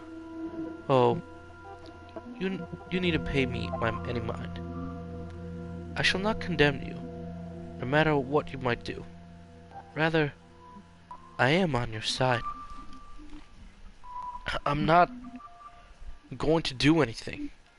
Oh? Is that so? Then perhaps you're out for a late night stroll? I imagine you have less difficulties going outside at night. I beg your pardon. I will return to the mansion immediately. Oh yes, that reminds me. It was also middle of the night when the grocery servants broke into their safe. News of that spread quite far. I'm sure you heard about it. Oh? Although was Gamash in prison? Dearie me. I have trouble remembering. But worry not. If you wish for it, the mantle shall provide. You are in no danger whatsoever of getting caught. Caught? You said that a witch lives in a mansion, did you not? I did. Does that sound perhaps a bit herrick to you? No, I believe those rumors mockingly referring to me. Oh my. I've been accused of being a witch before, which is assuming I don't have magical powers. I simply have an unusual appearance. Why? It changed. What a lovely shade of red. The rose. Is something to this rose. This rose was white until I took it in my hand. Is that so? I must sound mad. Surely I was mistaken. It could have. She's in love. Yes. Did the girl locked in the mansion become a princess? What? We shall lock up and head to bed. Sure, all the shutters are closed nice and tight, and the drawer to the bar and the front door.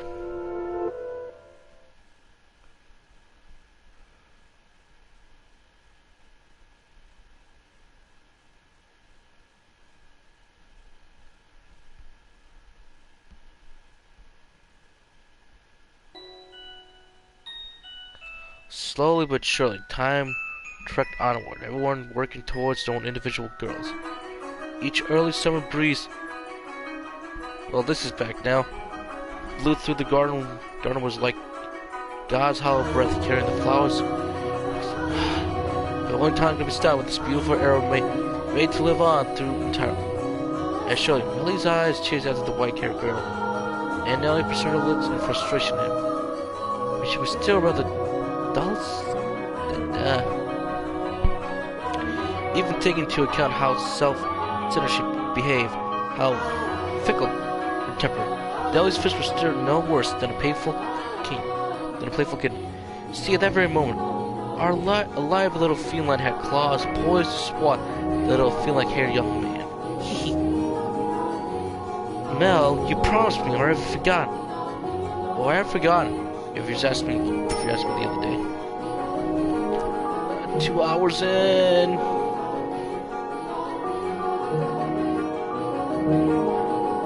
Oh, what a nice story. I had a happy ending.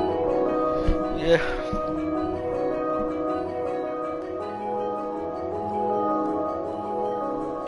Another day? This isn't something that's happened every day. I've been looking forward to this performance for so long. There's nothing I can do about it. We're having a gathering at a priest's home tonight. Several high-ranking officials have come up for the mainland just for this. Who cares? I care. You know, Nell. It doesn't have to be me you go with. No, I want to go with you, Mel. You've been so distant lately, dear Small. You refuse to do anything with me. That's not true. Tell me, if you can't go today, when can you? Hey, I asked all that time when I want to do something, but something comes up with my family way. Like literally 2 at the time this video when it's uploaded to YouTube, probably either by midnight tonight or whenever this live stream is done. The next day is like a convention in my state that I can't go to, even though I'm like just 2 hours away from the city. I can't go because it's my friend's wedding, and I wish it was in the state in the city that's had the convention, because I had a cool plan and everything for the wedding, but I can't do it. I still have to go to the wedding regardless. Although I'll try to go, like, do something. But anyways, they got like another convention later this year, so that's still a good thing. When are you willing to play cards with me? To have tea together? I can't make promises. I have to do things, obligations. And Nelly, you're almost an adult yourself, so stop acting like a child. I'm not an adult yet. I'm still a kid. Well, this time you are considered to be a young lady. If I don't get to play with you anymore, dear Mel, then I don't want to be an adult. Nellie, you can't. Lady Nellie, the master wishes to speak with you. Ooh, she had a purple dress on. Huh? Father does? What could he want? Go on, Nellie. You can't make Father wait. He's very peculiar about the people he's keeping their appointments. Yes, he is. Unlike you, dearest Mel. It's kind of such a father. Oh, thank goodness for small miracles. Nellie would not just take me at my word lately. You mustn't be harsh now. She is your only darling little sister. You're right. But still, she's taken a bit too far of late. Oh? Huh? Sure.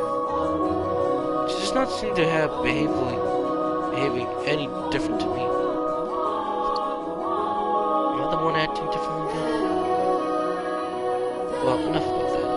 Can I ask you a favor? Huh? What can I do for you? I was thinking. Physically, Mel was undeniably a young man. But that smirk that crossed his lip as he schemed gave his face that sweet look of a little boy. Perhaps that was some part of his charm. It was not the age disparity, but his character that made him smile so heartwarming. What did he ask me? You'll find out soon enough. Oh, it's cloudy. I thank goodness for that too. It would even be better if it's dark out. I believe the textile shop was around here. Ah, hi there. Lord Mel. Fancy you meeting here. Yeah, what a surprise. So, what do you say we take this chance to go for a little walk? Since you're so in sunlight, you can keep your eyes out of the shadow. We can keep our eyes out of the shadow areas as we go. You feel unwell, just like me. I was sent to run an errand. Don't worry about that. Come, follow me.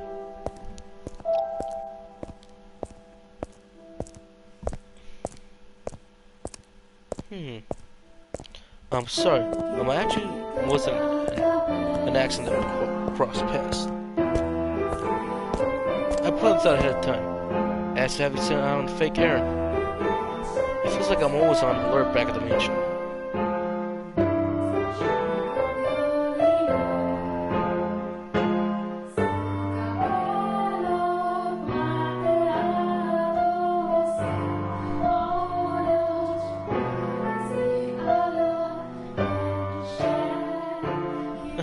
Can't relax in my own house. It's kind of funny. Sorry. That was inappropriate for me.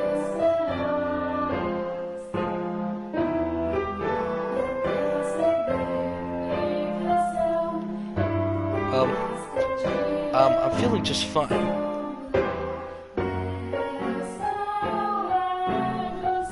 I'm feeling just fine. Oh, of course. I got her out of the house, and I can't even think of anything to say.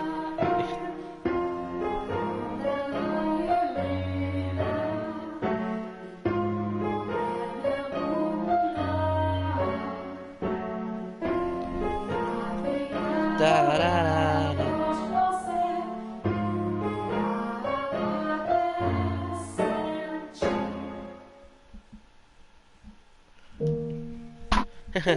Yes? Have you settled into life at the mansion? I have. Everyone has such a big help. That's good to hear. Indeed. So, dude, come on, it's not that hard to talk to, lady. Yes? Nellie told me that you had a redecorated room some time back.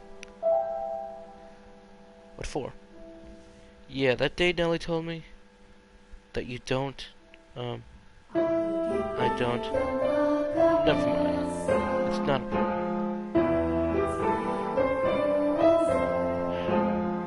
It is important.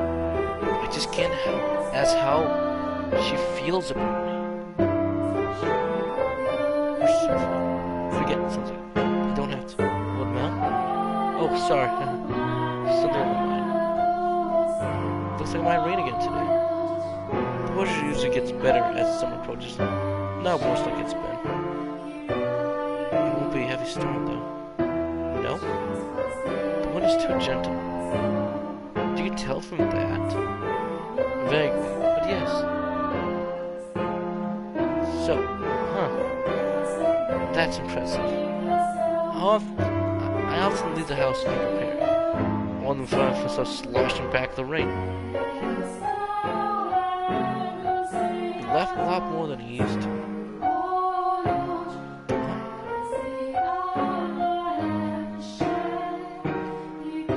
Yeah, and I like that.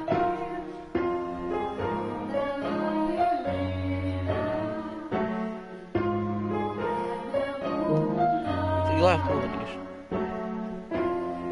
Do I? Yeah, and I like that. Look better with a smile on your face. A smile suits you, lady. A smile suits Lady Nelly much more than I. What? Her smile and your smile are completely different. Also, a smile suits you well, Lord Mel. Do you really think so? 2 hours and 16 minutes in, 17 minutes in, it's insane. What am I supposed to do in the face of a smile like that? So, yes? Knowing her, if I ask if I'm posing, she'll say, no, with intention. Trying to cover myself isn't going to get me anywhere. Hold on a second. I never did get you the flowers like I promised. There was a single white rose blooming in the garden. I was planning to give it to you, but it disappeared before I had the chance. So, I'd like you to have this. It's not a real rose, but it won't wilter either. Mel was holding an ornamental white rose. It was impressively detailed replica of the real thing, crafted by incredible skilled artisan's hand.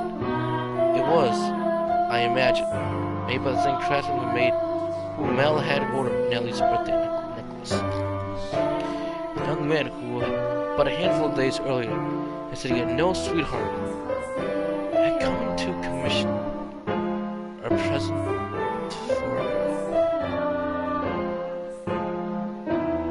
The master of the shop was a bit quite surprised. Perhaps it had given him a good laugh instead. It was for this moment they so desperately set off for time together with a light-haired girl.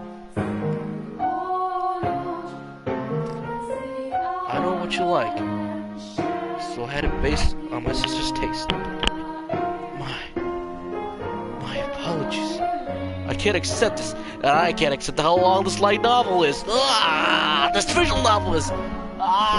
It's so long. Even World End Syndrome was done at this rate. Okay. Keep going. You don't have to go work early in the morning. That's a good thing. This is designed out to your liking? No, I just... If you consider how much I pay for it, don't be. I just want you to have it, that's all. Please. Why are you so kind to me? Why? Because... I'm sorry, I can't accept it. Clear glint of frustrated panic was visible in her eyes. There is not a girl in the world whose heart would not be floored at the sight of sparkling roses. Her reaction was far from delight. As a matter of fact, were traces and impressions in her contour. I beg your pardon. Hold on!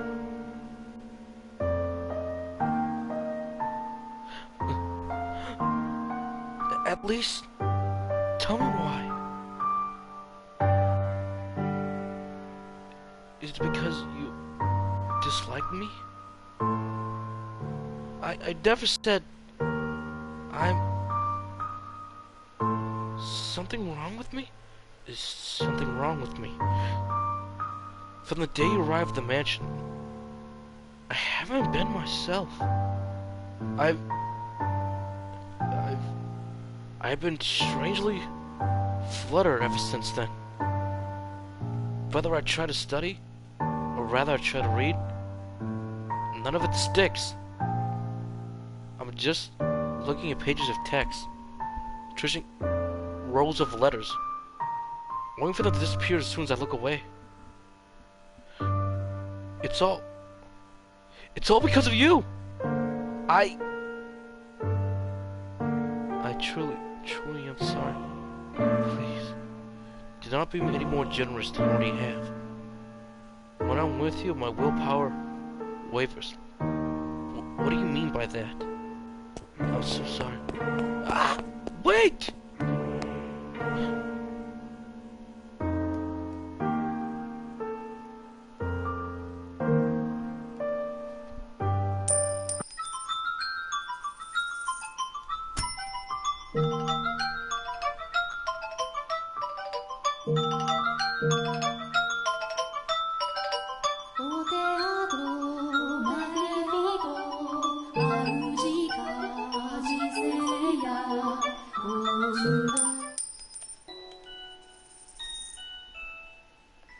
Let's just... Here we go.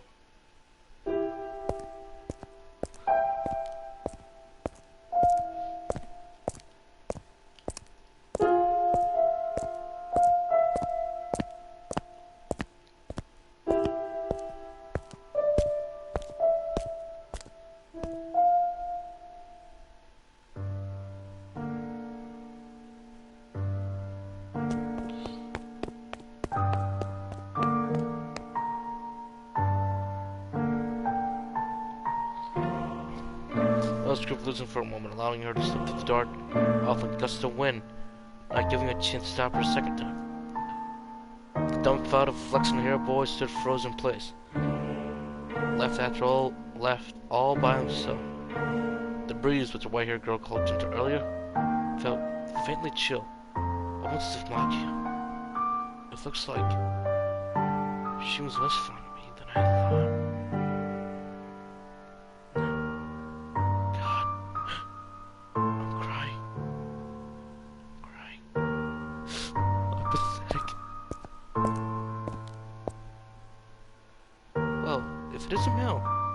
You be? Are you crying? So pitiful. Sorry you had to see this. Think nothing of it. I passed by a girl just a few moments ago. She appeared rather distressed as well. Did something happen between the two of you? I wasn't good enough. It seems. Not good enough. It was the new maid I was telling you about before. I was, like you said, Father, I was needing her. Quite enough to bring you to tears. Like a miserable child. But she rejected me. I don't even have what it takes to be a standing prince.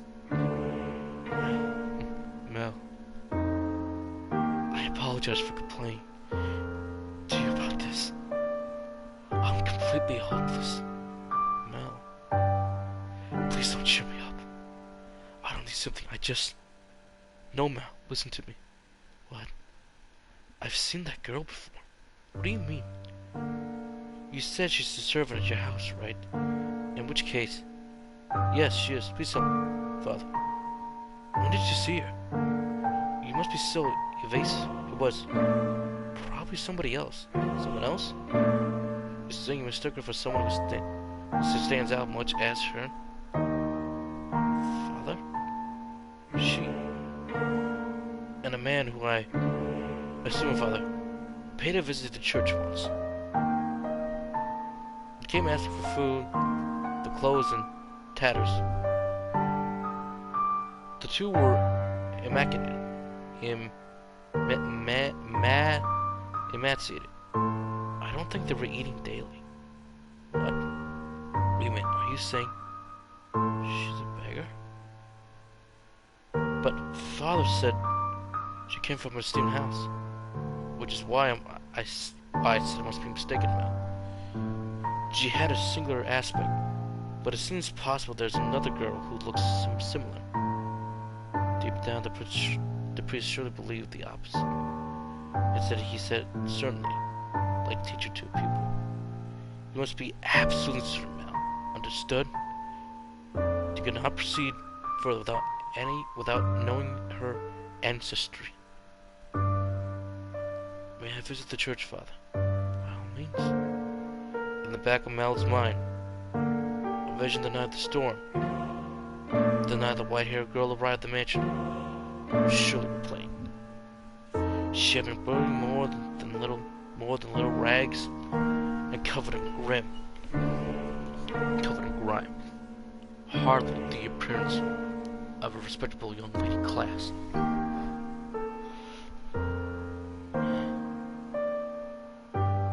Had been putting her through unnecessary stress. If she actually turns out to be nameless, to be rankless, no matter how come she comes from, my heart is decided. I will not fool myself about how I feel any longer. No, I cannot fool myself.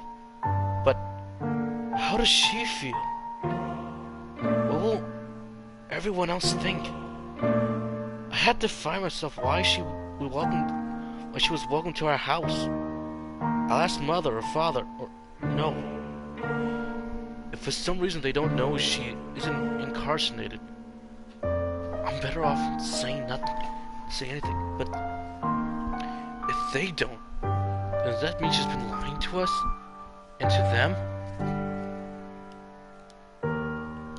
I have to find out. And we will find out. Because, this is getting good now. Finally, the game's picking up. It's waking up. But finally this time, I must get answers. No, absolutely not. You come back, and the first thing you say is that, I hate you, Father. I will not stand for this. Ah! Why? Why would you suddenly throw that onto me? You didn't even ask my opinion. No. Whoa, nice change of expression. No, I won't do it. I'm just fine the way things are. I'm just fine. Dear Mel, I need your help. I don't want to get married.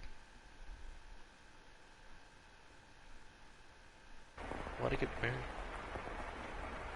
The House in Fata Morgana. We'll be right back with this messages. This may be sudden, but I must confess that I made a grave mistake. My transgression is that I was unable to completely predict where this path we were traveling led. My hands were dealing with my intimate day-to-day task, so I could not but pray there were happiness waiting in the future. Happiness for everyone who live within Rose Manor. Comes at a price, doesn't it?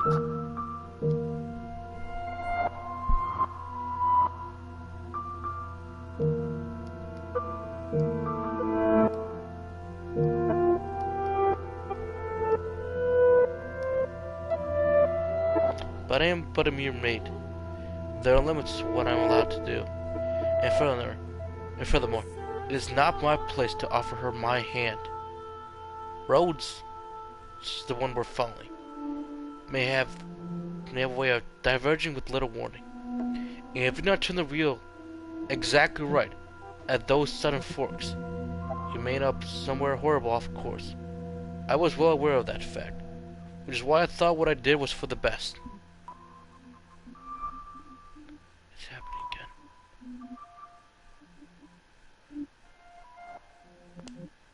Footsteps. Looking. Curses.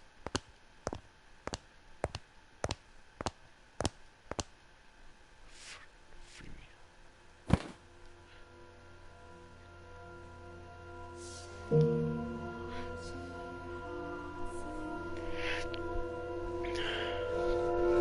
It's happening again. I made sure the door was closed. I get to sensed someone standing there. Someone watching me. Footsteps. Now looking down at me. I don't want to open eyes, but I can't do it. Curses. You're just not gonna leave. Not doing anything, aren't you? Then hurry up, get over with. Free me from this torture. No. Tonight there. They're on my bed now. Looking down at me. My neck. What? What? I can't speak. I can't move.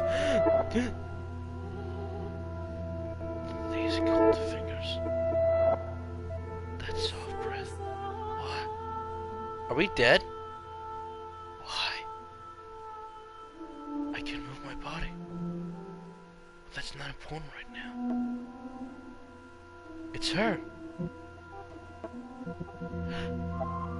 Are we gonna die? You smell of roses. The scent of a world far removed from ours. He made to grasp the side of him before him and realized that he could not. The pressure of her cold fingertips wrapped around his throat robbed him entirely of his ability to breathe.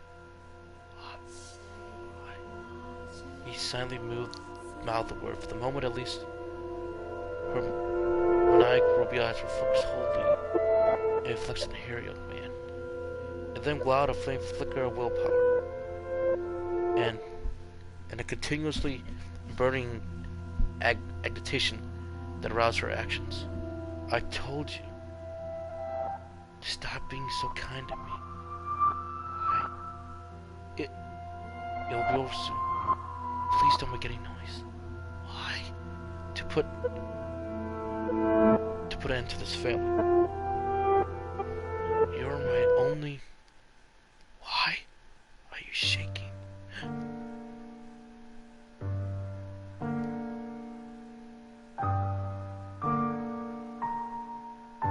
She's shaking. He had not been questioning why she would do such a thing. There was, of course, a trace of bewilderment visible in his eyes.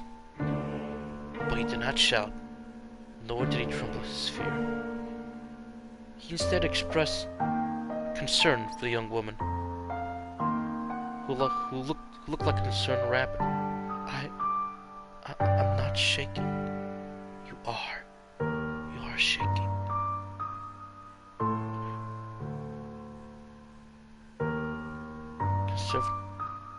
Conservatively, the red-eyed girls progressing more faint and rasping. You're not doing this because you generally want to. There's some other reason. This is what I desire. Have you been to my room before? You have. I'm sorry.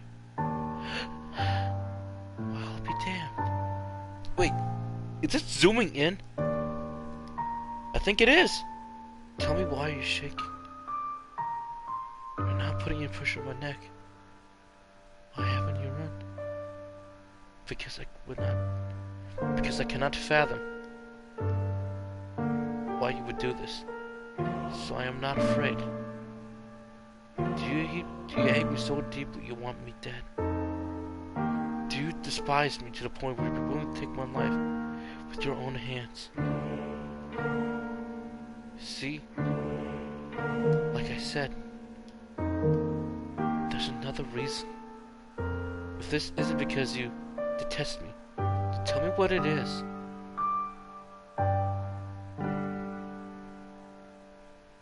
Do you think I'm going to say okay and let you go? Why can't you tell me the reason? I'm sorry. Right then, I'll try and guess. What? Yes. Something to do with your lineage. You're troubled about it somehow. Am I right? My thoughts. How do you know about that? The preachers of the church told me that he's seen you before. So they told me about a little about your origin. But that's all I know. The only difference between us is social rank. I don't know what caused you to do this. Please, tell me who you really are. Tell me why you came to the mansion, and why my father allowed you to be a maid. I haven't said anything to mother or father. If you're hiding the truth from them, they still don't know. But I want to. I won't get mad or have you punished. I will swear to God, if you like it. If you like it, I want to be the prince who was skilled away. I want to be the prince. I want to be like the prince who rescued the girl from the dark mansion and showed her the world. I know I'm not dependable, but I want to help you. Why?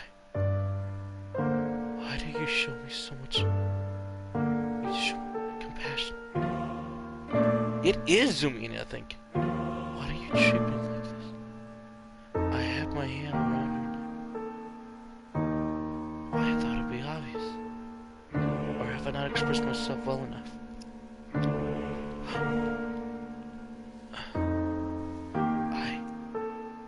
I love you.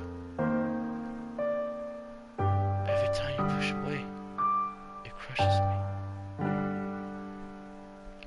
I don't even know how my heart could feel such distress. If you dislike me, I don't want to be with you, then I'll just have to live with that. As much as may hurt. If you have some reason, some weight on your shoulders, then you can share with anyone else. Tell me. You can't share it. I want to help you. There are other options. Things you can do about your... No, that's not it. I've tried to hit you many times. Yes, there's more to it than your social status. But I can't do it. I can't do it myself. What do you mean? I had so many chances, but I can't do anything.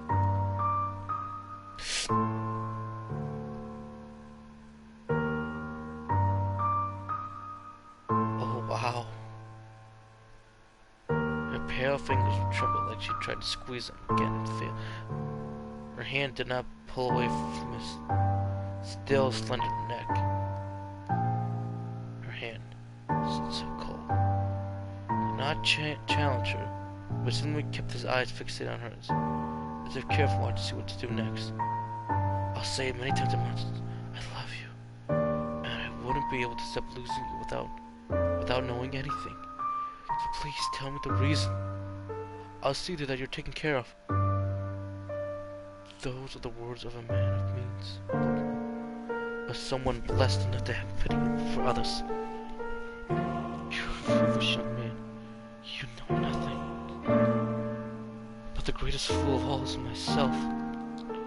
If you agree to punish me, I will talk. Tell me.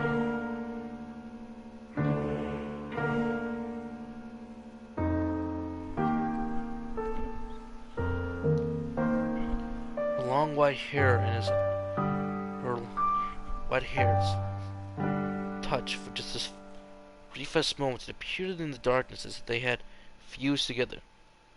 The white-haired girl finally gathered the courage and began to slowly tell her tale. On the night of the storm, I paid a visit to Rose Manor, this mansion. My father and I were on the move, traveling across the land by foot, so it was only recently that we heard the rumors of the Rose Manor. There were several reasons why we couldn't stay in one place. First, was my unusual appearance. People often find the color of my skin or eyes disconcerting. So after living in one place for long enough, unsettling rumors would begin to spread, focusing us to leave. Another reason? My father's line of work. He painted pictures for a living, but he had trouble finding a patron, so he had to work day to day. When he was no longer able to find work in the city, we would move. We were birds that migrate without a flock. We had arrived at this town. My father was exhausted and weak. This is when we learned of Rose Manor, and then a family who dwelled within it. Rhodes is a name my father could not forget. He was long ago a painter in the service of the Rhodes family. Holy shit. Hold on. Your father was an artist here? Yes. It was before I was born. So you probably don't remember Lord Mel. So, you knew us before coming. As long as I can remember, I've known the name Rhodes. The name Rhodes.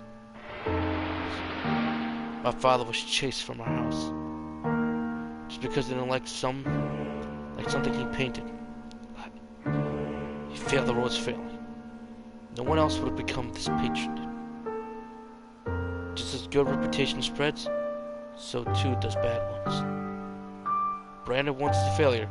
No one will ever take you in ever again. You nobles throw your parties or spread your gossip about this painter or that sculpture.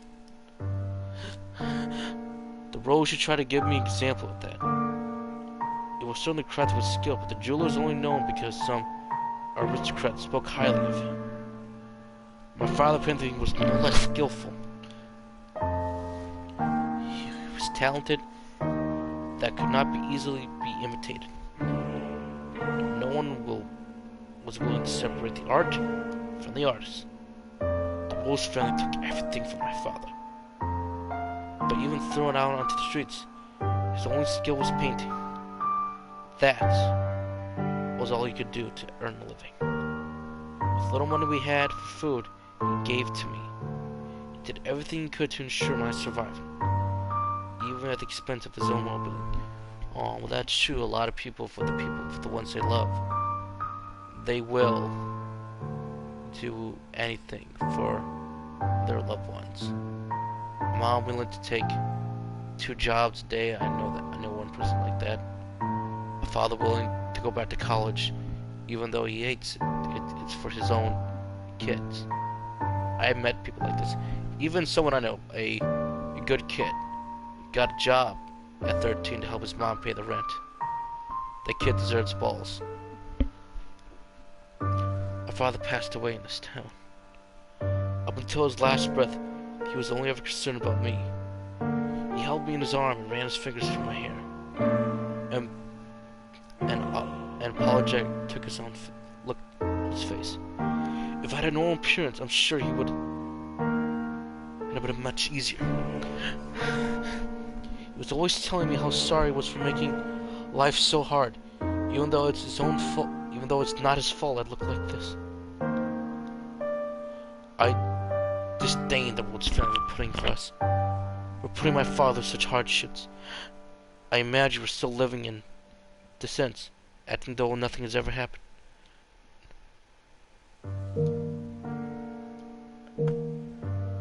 No, you wouldn't even care about the fate of one simple painter. Or lies meant nothing to you. So I thought to bring misfortune upon you. And that's why you tried to kill me. The truth, I want to take the master's life. But your father spent so much time outside the mansion. So, you're right. If they lost me, it would put my family in a very difficult position. That is my whole tale. You now know about my father, how I feel about you. Having told you of the blackness in my heart, I cannot go on living like nothing has changed. Please give me punishment. Why would you have me put the one I loved through any more misery? I am not fit for your affection. Not only because I'm not an aristocrat, but because every time I spoke with you, it did so holding this darkness in my heart. Does this unnerve you? In the end, it was my family action that caused your suffering. Why would that line does not make sense. Would that your father would your father would still alive? That doesn't make any sense. Would your father, if your father was still alive. Perhaps I could do something. I'm sorry. And besides, you hesitated. You didn't actually kill me. Why am I even to punish you for? You said you had countless opportunities, but you couldn't bring yourself to do it. Tell me, why couldn't you kill me? If it's because I've given you enough reason to have even the slightest bit of interest in me? Nothing was I envisioned it. What? I assumed the resident of the Rose Manor would be cold. People would believe the wealth and rank man above all. But on the night of the storm, the mistress was the first one to extend her hand to me. I arrived at the mansion, disguised as a beggar. Actually disguised in the right war, as many nights I only survived on the generosity of others. The mistress did not send me away when she saw me. Quite the opposite. She took me as a servant. So that was Mother's doing. I could scarcely believe she could invite a stranger into her home, that she could treat a stranger with such compassion. I thought that perhaps she would knew who my father was, but I had never met any of you before. She must be simply kind-hearted of a woman, and the mistress counted to treat me with kindness, despite my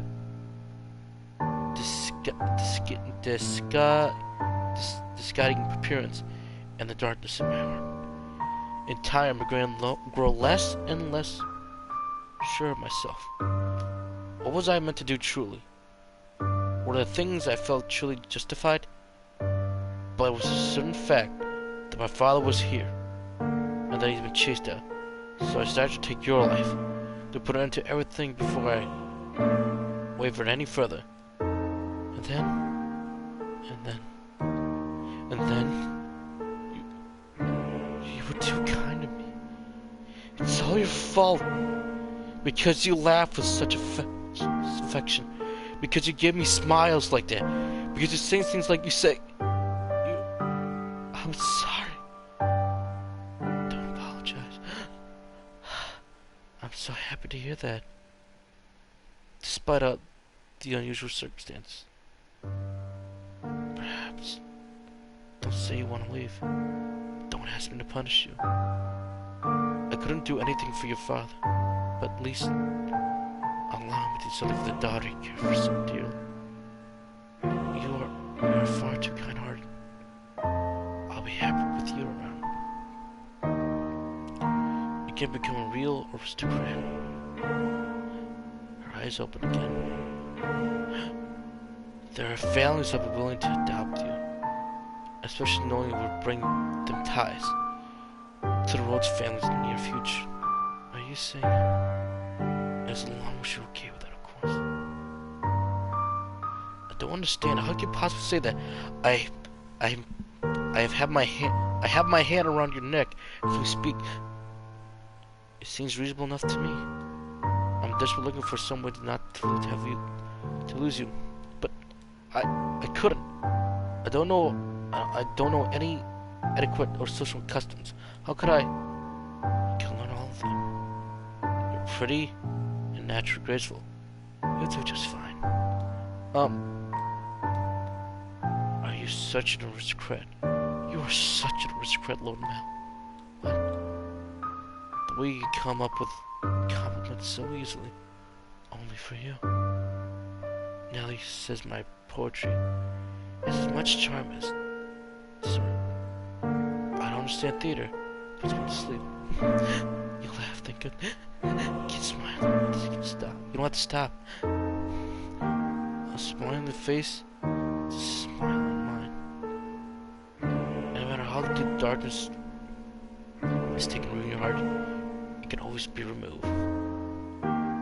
I believe people are capable of foregoing their own futures. What do you say? See, we go to theater sometimes. I promise I won't sleep through it. At the private theater. We can sit at the far end of the second floor. So we don't have to stand. lavish seats, and will give you a chance to express the noble life. But please don't be shy. I have clothes prepared for you. I'll ask one of the maids who can keep a secret. Say the one with the black hair. She kinda scares me though. I don't know what to say. How could you show so much compassion for me? I try to feel harm upon you and allow to feel such joy. For every day you suffer, a day of happiness. That's how it has to be. Stand by my side. He softly whispered the girl's name. For several long moments, her lips trembled in trepidation. In time, she squeezed him and made a smile. He wrapped his arms around her unbelievable slender, frail frame, holding her tight in affectionate embrace. The lovebirds, Mel approached me the next day. He explained to me the courtship event and then asked me to dress her up in more beautiful than any other noble girl had ever been. Sure she was already a very pretty girl, so even without much effort on my part, simply putting her in a dress, she's a radiant beauty. I was quite partial to her smiles, so I agreed to help, thinking that if it would lead to their happiness, I could not ask for anything. I never anticipated what would happen next, though. Perhaps my hopes were unreasonable after all. Is this Nellie? This has gotta be Nellie.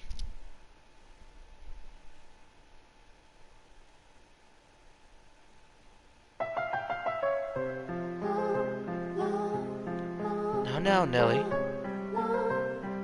You love the theater, so don't look so cross. Nellie was out with a man, other than her brother that evening. Rare sight indeed. As though she was quite clearly in a foul mood. I will not stand for this. That I should have to be married to a disgraceful as Arthur. It's unthinkable. The young man at her side was Nellie's fiancé, selected by her parents.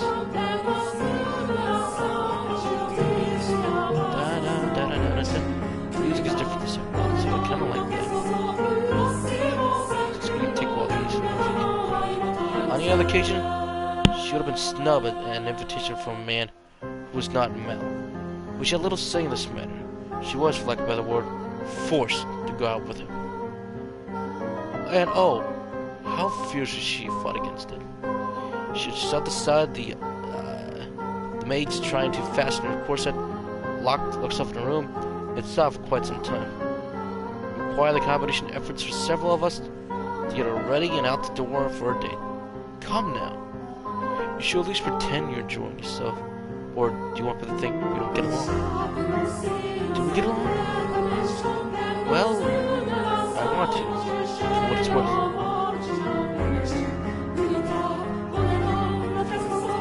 Are you really gonna be like that? I went all the way to take you out to your favorite play. The least you can do is be what was it called again? Romeo and Juliet. It's running for 6 or 7 years now. I felt like yours or mine could pay a brand of script written. So why would the see an old play at a theater full of commoners? It may be private, but even so, I'd rather just have a show on my own estate. Stop talking already. Why should I? Why should I be married to someone like you? I have absolutely no desire to marry you. Whether it takes, I will put a stop to this. I'll talk to father as many times as I must.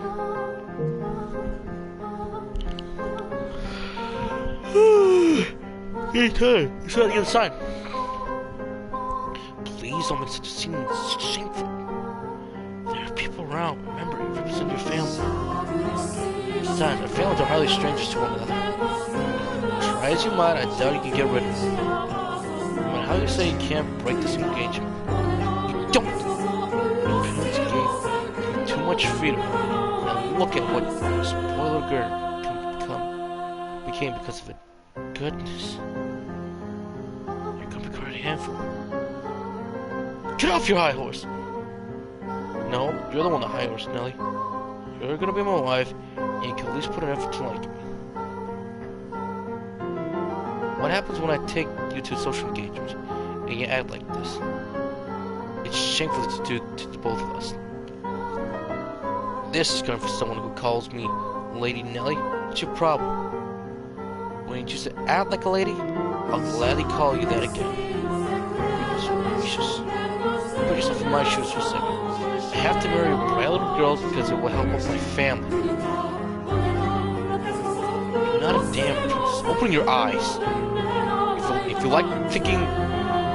you think talking to your father will get you out of this marriage, you're welcome to try.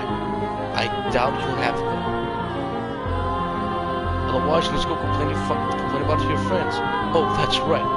As I'm far away, you don't have any friends. Nothing. She wished.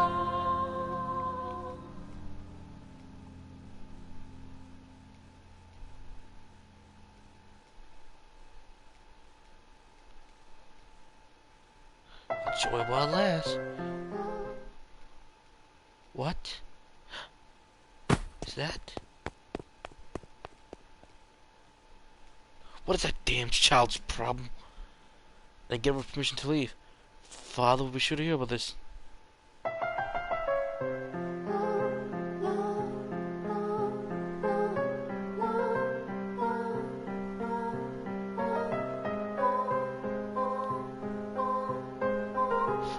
That's because you're gorgeous. Because I look strange. Are you sure that's not the case? It is true you have an unusual appearance. Right now, the unique color of your hair, your skin, and your eyes all serve accurate to your beauty. Oh boy, you sound like a prince. You think so? I mean, I didn't say I'd be stunning. I would stand in a prince. I think you're a wonderful prince, not just a stand-in. Which makes you my princess then. I don't.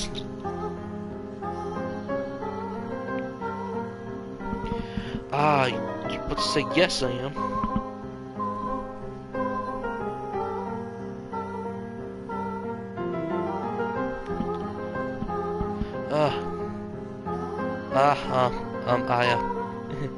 I guess.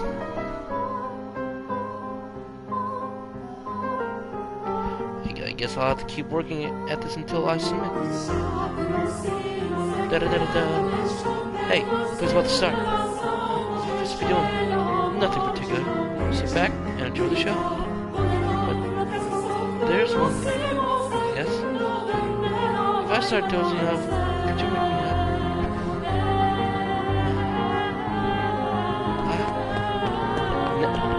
What? Is your smell? Really? Your smell? Why are you... What are you doing here? I asked her to join us. I mean, me.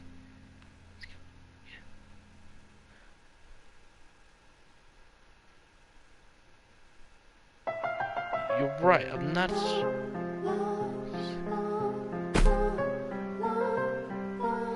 What?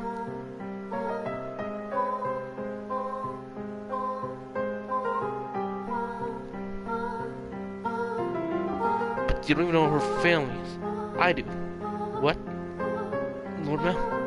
It's fine, you just stay quiet. Like the other maid, she comes from a respectable house. Look to it. However, circumstances forbid telling you from what the house that is.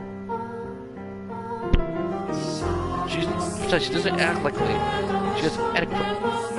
She probably can't even dance. You expect to meet someone like her is from a good house? Enough already now. You have my word. You don't have to worry about it. So please, stay out of this. A dear smell. Now. You need to stop hollering at me all the time, Nelly. And find someone for... Wait.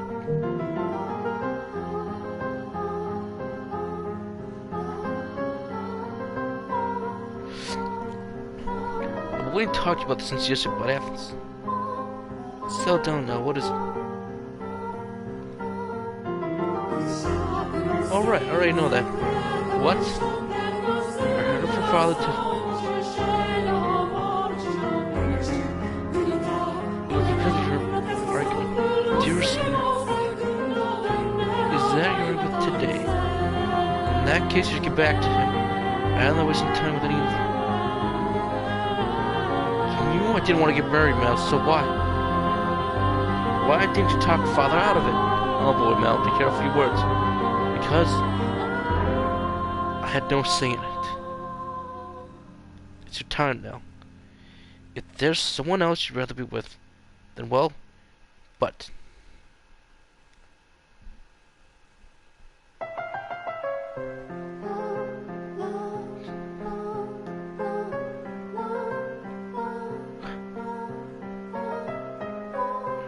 I told you I had enough already.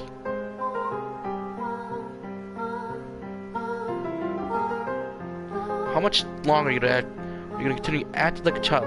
I can deal with you being a spoiled little girl, but how dare you? But how dare you be so diverse? I mean, deranged to someone else. Deranged? I don't know.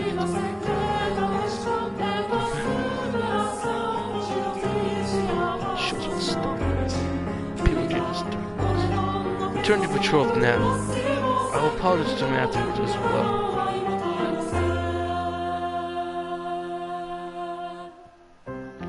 Time for make-believe is past now.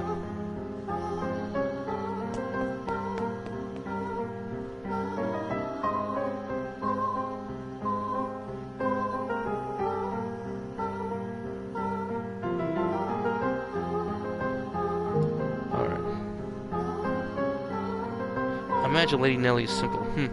She's what? Don't blame yourself. It's not your fault we had an argument. But you two are so close. You do care about her. I enjoy time spending with her. She's my sister, nothing more.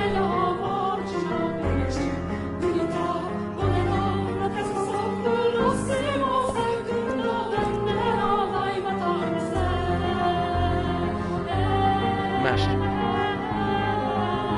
My tail?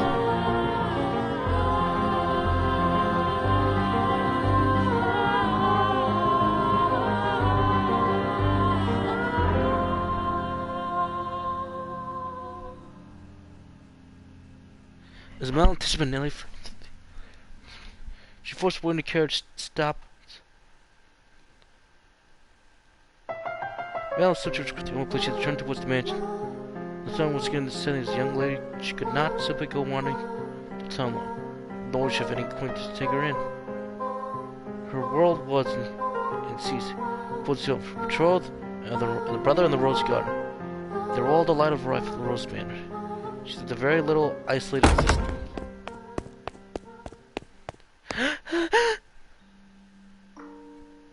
When she escaped back home, Nellie went straight to her room, locked the door, and began sobbing. The waves of her sorrow crashing effortlessly over the leaves. Tears streamed through the cracked walls of the dam. Walls of dams blocked her tears ducts. Why won't you help me, Mel? Why won't you take my side? The corner of the room apparently blurred through her dampy eyes. Memories of the day she had it decorated played back in her mind with crystal clear. She told me she had no feelings for you. That liar. She let her emotions run wild, breaking glass cracked with several plates, designed by famous foreigners artists of flowers vase, all sorts of things. It was as though a beast had been let loose in her bedchamber. The vase started shattering against a painting hanging on the wall, spraying water and a rose in every direction.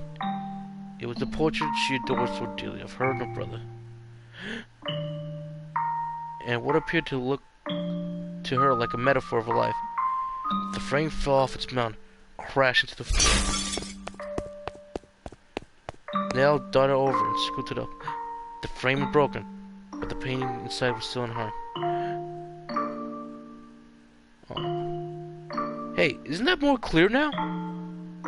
The two smiling children were still the very image of happiness. Irreceptible siblings, gently holding hands of one another. My prince is no more. And though in her present state of mind, the image of happiness brought her nothing but misery. And the worse she felt, the more frustrated she grew at the smiling girl and kind boy of her past. The princess is no more either. You're not a princess anymore, Nellie. Some other woman has taken your place. I trusted you, Mel. I believe you'll be always there for me. This painting, it's nothing but a lie. That is not the real Mel. That is not the real me. Big fat lie, a lie. I wish this painting never existed. That it was never made. That I never had a brother. This painting. In fit of emotional distress, she scattered. She scratched fiercely at the painting. She once considered precious. She put more force into her fingers than perhaps anyone might have imagined she could have. What? Oh wait, no one's there. Flakes of painting began cabins, and at times she noticed something particular. What? Is this writing? Just a little more. A date? Why would that be hidden? Why could it be completed me? 1857.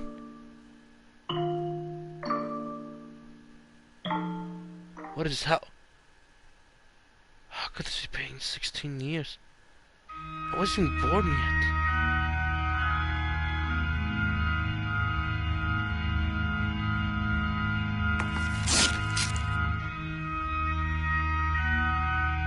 Oh shit, this is getting interesting.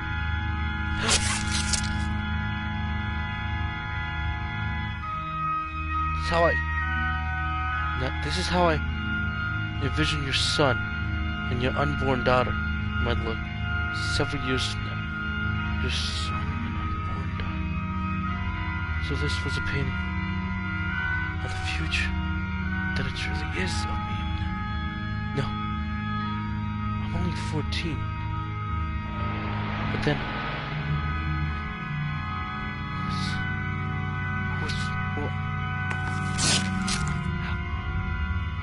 found it.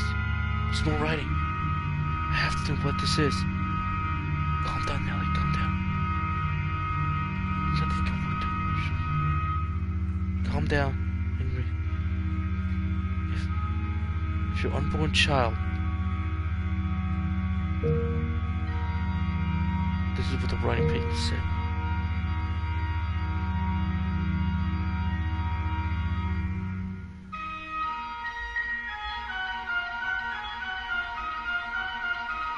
If your unborn child does not have your hair color, then you will probably not be able to take it as your own. I will be punished, and my life is made miserable. And so I pray the child might have flaxen hair. Though it is a sin to wish she has any trace of me. I do hope it's a girl. What am I reading? I don't get it. Someone tell me what this means. I'm paying for 16 years ago. Hair color. Sin. I do hope it's a girl. The painting cracked. Holy shit, look at that. Something ominous cliche.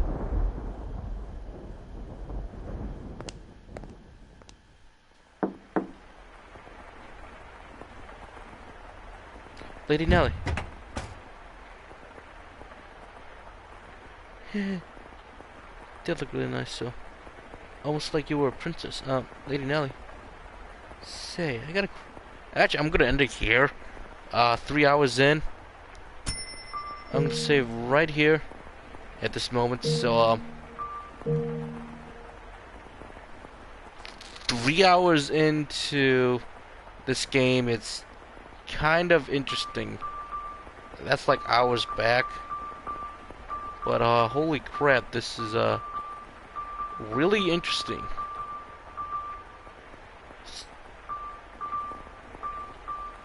I do hope that it's a girl.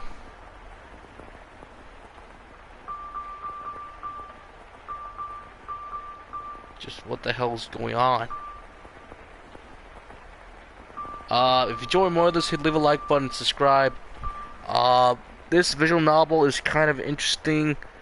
It is getting interesting now that it's picked up, like, you know, over 3 hours in. But holy crap, 3 hours in, I'm tired now. Anyways, guys, my name has been Silent Joker 45. If you did enjoy this video, let me know in the comment section below. Leave a like button, subscribe for more. Follow me on Twitter. What are your favorite games so far of the year? So far, it's been like DMC5, World End Syndrome, Sekiro, and maybe like one other game. But this is getting interesting now. We'll see more about later. Have a good one, guys. Peace out.